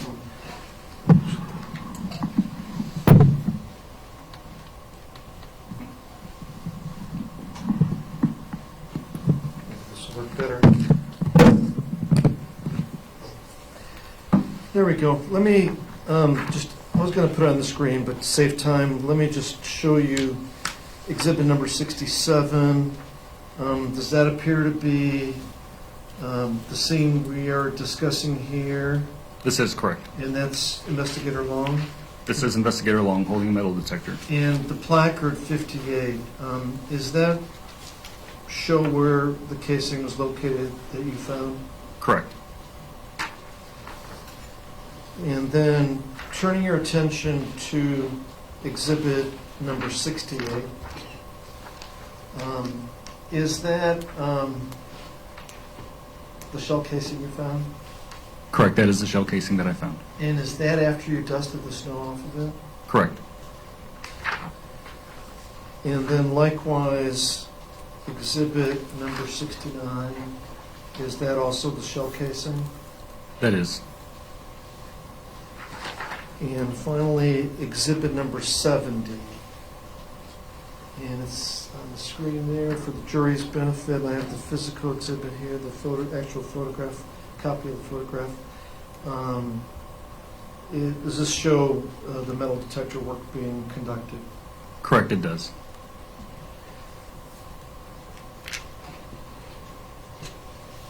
Anything else that you observed at the scene, or that you did that should be mentioned that I neglected to ask you about? No, I don't believe so. All right, thank you, sir. Cross-examination? I have no questions, thank you. Step down, officer. Yes, Your Honor.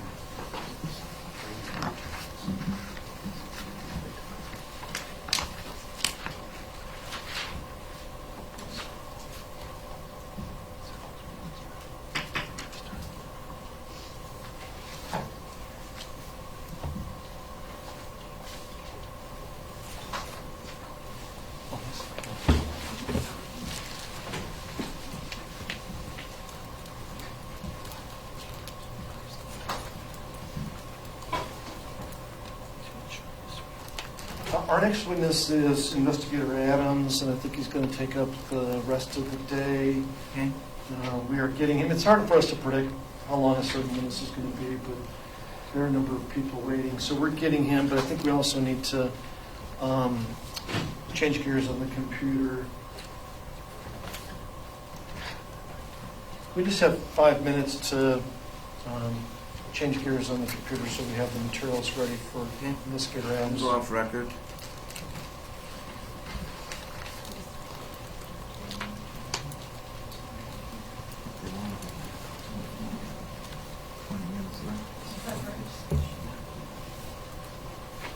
Jury okay to stand here?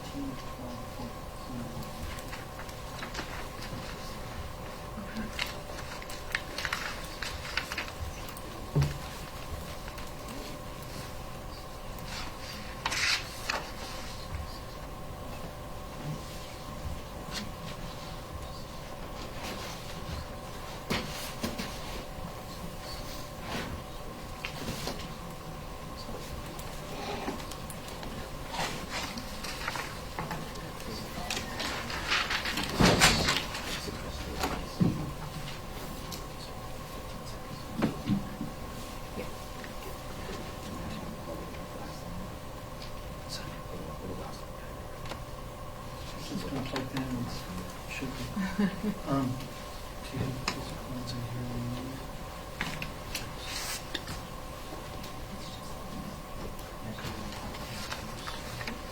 I'm just going to clear some of my stuff for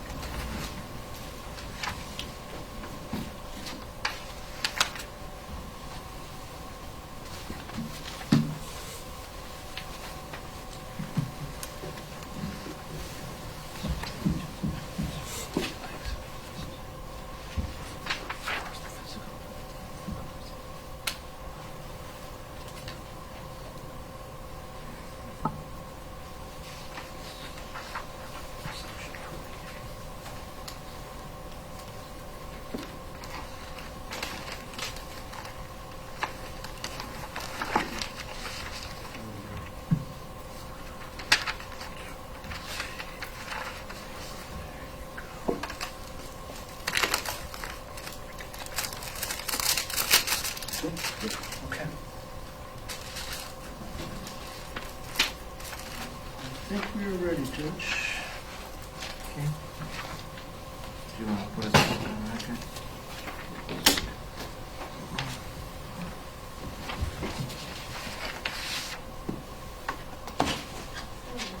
Okay, we're back on record. And call your next witness. Thank you, Judge. State will call Investigator Adams. Okay.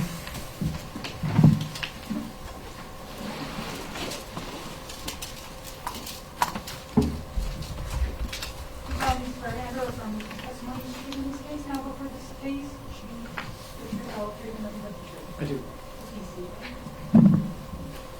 Can you please state by your first and last name for the record Andrew Adams, Andrew, Adams, and your occupation? Alaska State Troopers.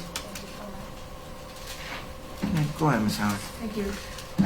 Investigator Adams, how long have you been with the Alaska State Troopers? 17 years. And what is your current assignment? I'm an investigator in the Major Crimes Unit. And what other assignments have you had with the troopers? Before then, I had briefly been assigned to the Child Crimes Unit. Before that, I was in Talkeetna Patrol, and before that, in Fairbanks Patrol. And is Sergeant Wegson your superior? My current supervisor. Your current supervisor, okay. And can you briefly describe your training and experience with the Alaska State Troopers?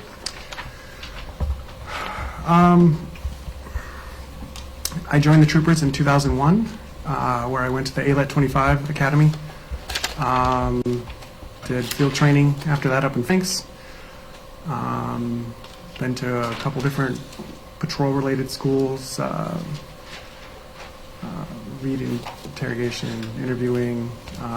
Came to the Alaska Bureau of Investigation. I've had training in blood spatter analysis, more interviewing training, training on processing and dealing with scenes, whether they're sexual assault scenes or homicide scenes. Just little things here and there on those kind of things. And how long did you say you've been with ABI? I've been in this investigative unit for about 8 years. 8 years. Were you working in that capacity in November of 2016? I was. And how was it you became involved in the investigation of David Grunwald? I was aware of the investigation. Sergeant Wagson was the case officer in it. Of course, we're working several different cases at the same time, but he requested my assistance on a couple of different occasions to deal with specific issues. So I'm going to draw your attention to November 21st of 2016. Was David Grunwald still missing at that point? Yes. And so as your part in the investigation, what did you do first as far as helping out, assisting? I believe the first thing I was tasked with doing was doing a couple interviews with people at the high school. I think there were 3 students I interviewed that day, if I remember correctly. Young kids you were interviewing, high school Correct. students? Correct. And other than doing the interviews of some of the high school kids, what else did you do in the investigation? I helped retrieve I retrieved the cars video during the day that David was last seen. I responded to help process the scene where David was recovered. Let me ask you about now that the TV signal has gone off, let me ask you about the cars video. There it goes. This will be State's Proposed Exhibit 14. Judge. Why was it that you were collecting or looking into a video that may or may not have been significant from cars? At this point in the investigation, we didn't really know what happened to David Grunwald.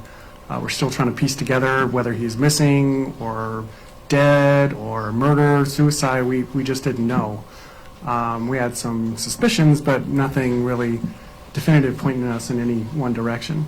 And we had some information saying that he had been to cars here, so we'd be looking for what kind of car did he come and go in, who was he with, those kind of things. Anything to kind of lead us in a direction. Taking you back to some of the interviews that you did, was that also the purpose behind talking to several high school students? That's correct. When you say cars, you're talking about Palmer cars. The Palmer cars, yes. Palmer cars. And were you able to collect video from Palmer cars? I was. And about when did you collect the video from Palmer Cars? Can I refer to my notes? Yes.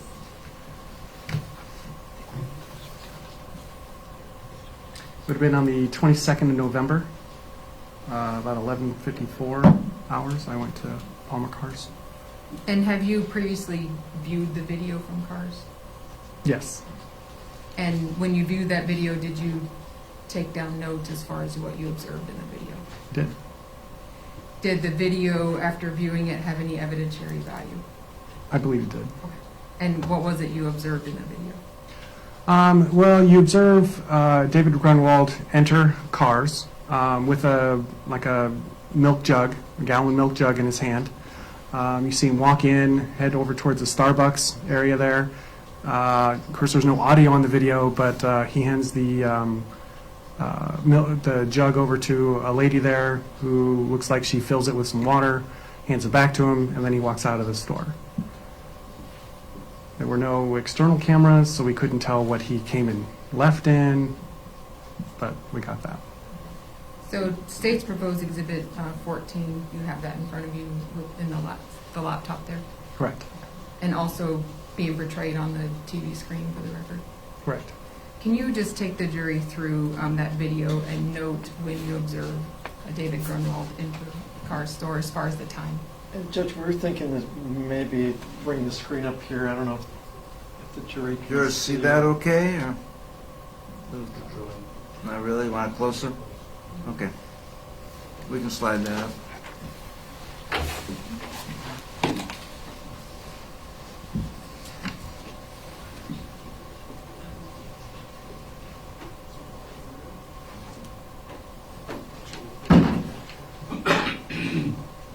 If the officer wants to use the mic, you can probably stand next to it. That's about as far as you can get. That's probably good. All right.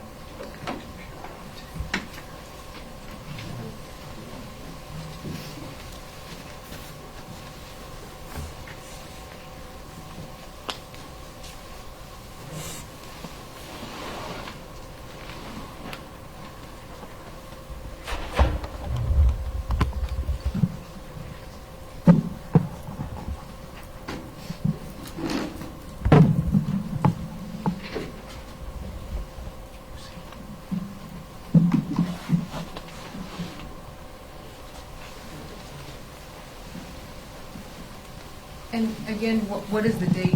What date is this video from? It's right here. Is it on? Yep. All right. What's the date of the video again? November 13th, 2016. And what time does the video start? Well, right now, the video starts at about 6:10, but we have it fast-forwarded a few minutes until about 6:12. Okay. Okay, go ahead. So play the video and then tell us when you observed David Grunwald enter the store. Okay. So on this first one here, if you guys can see the cursor in the upper left-hand corner, you're going to see David Grunwald actually enter the store. Here in about 10 seconds or so.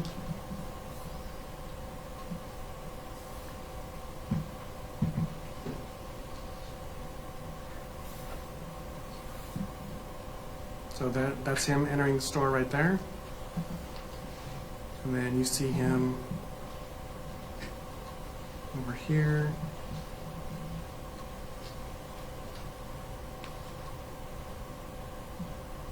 Might have missed him there.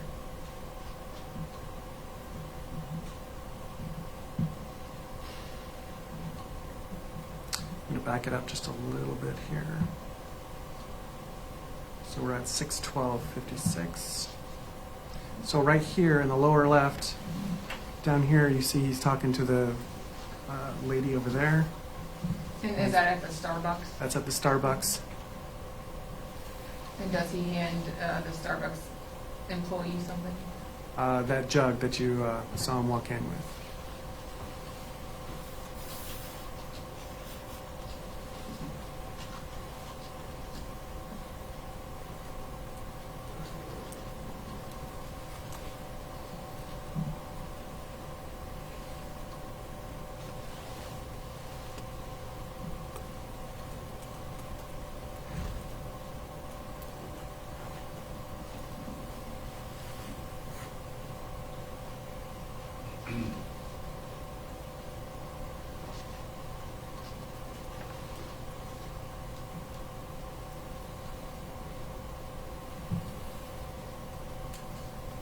pin it down, hands it back to him.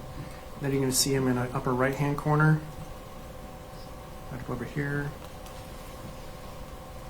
Walk past, there he is leaving, then you're going to see him in the upper left-hand corner. Leaving the store right there. Exiting. And what time does he exit the store?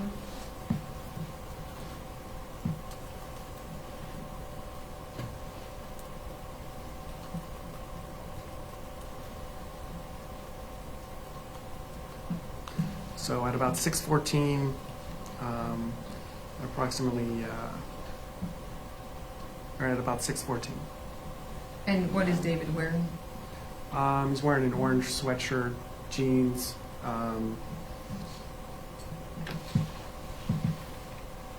Looks like some brown shoes or slip-ons or something like that. Thank you. Move to omit State's Exhibit 14. No objection. So admitted.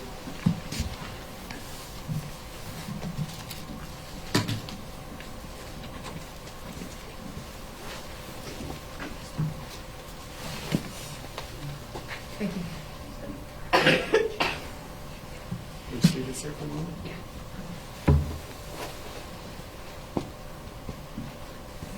Did you also have occasion to conduct an interview with Christian Ward? I did. Why was it that you were interviewing Christian Ward? He was a neighbor across the street, and I believe we had some information saying that he knew Eric. And was it, when you say across the street, was that across the street from Eric's dad's house? Yes. Off on SD Drive or off of SD Drive? Yes. Did you also assist November 29th in a search warrant of the defendant's house? I did. And November 29th, was David Grunwald still missing at that point? Yes.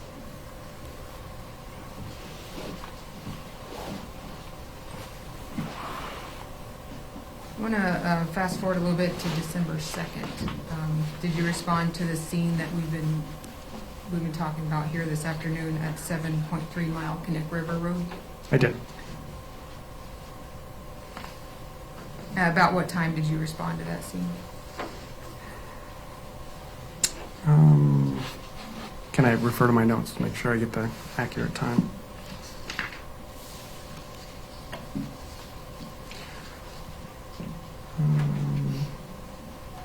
So I arrived at the scene at 17:44 hours, so about 5:44 in the afternoon.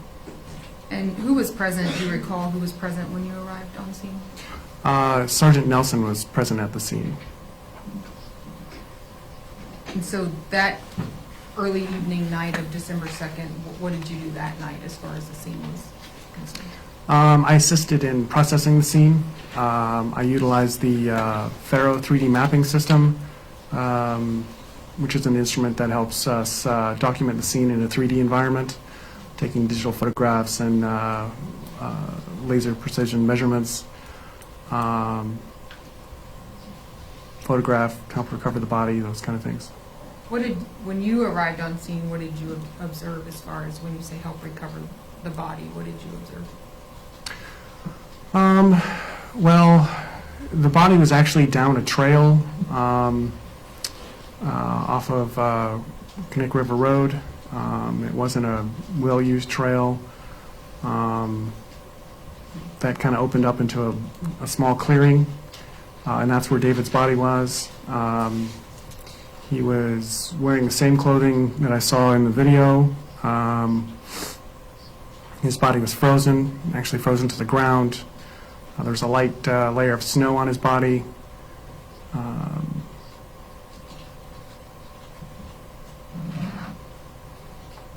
think that's about all I can think of off the top of my head. Did you observe any blood on David's body? Yeah, once we moved the snow off of him, there was some dry blood on his face. You mentioned a pharaoh. Can you educate the jury as far as what are you speaking of when you talk about pharaoh? So Faro is actually a company that makes a 3D laser mapping device or instrument. And so it's kind of like those realtor sites where you go to and they got the 3D view of the room, but this actually has takes laser precision measurements of the room at the same time. And then, like if I was doing a room like this, I would take several scans and then we'd take it back to a computer, and they would stitch them together so that you could walk through the entire scene, not just the one scan. And it's a really good instrument for us to help document the scene. As a, the Pharaoh as opposed to photos, what is the difference as far as help within a scene, documenting a scene? So photos, some of the things you can run into are, when you're just looking at one photo, trying to figure out where in the scene, if you didn't know, if you weren't there, what's going on with that particular item or whatever is in the photo. With the Pharaoh, you can move around from wherever the scans were done and then move from one to the next because it shows you exactly where it's at in the scene, those kind of things. So it's a really good tool to help put people like the jurors in the scene itself. State's proposed Exhibit 16, you're familiar with Exhibit 16, the Pharaoh scan that you did of the scene at Connect River Road.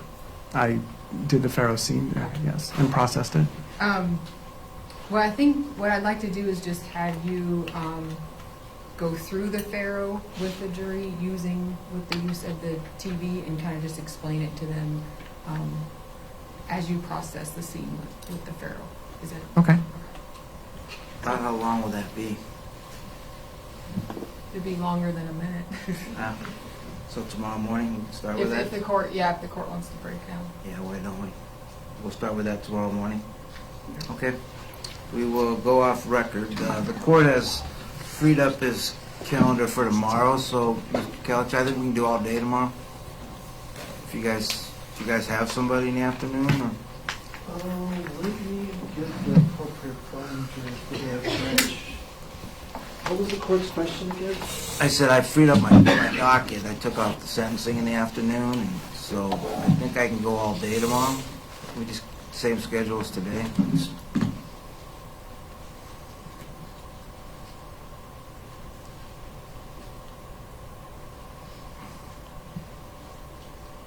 We will do our best to fill the day up. Okay. We make some phone calls, readjust our schedules, but So members of the jury, we'll just do the same schedule we did today, and we'll have that schedule the rest of this week through Thursday.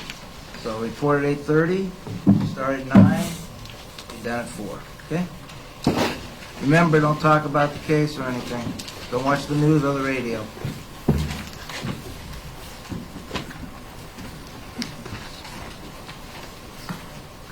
We can stay on record.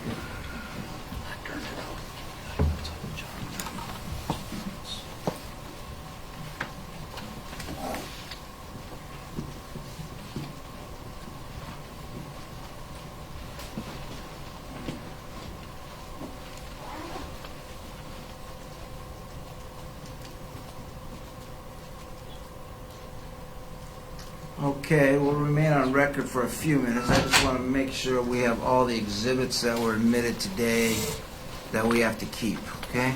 And Judge, I'm going to go ahead and move to admit Exhibit 16 of Pharaoh, just so we can... No objection to that? No objection. So 16 is now admitted. I have my 3 pictures in here. Okay. Yep, you can bring those up and just work with the clerk.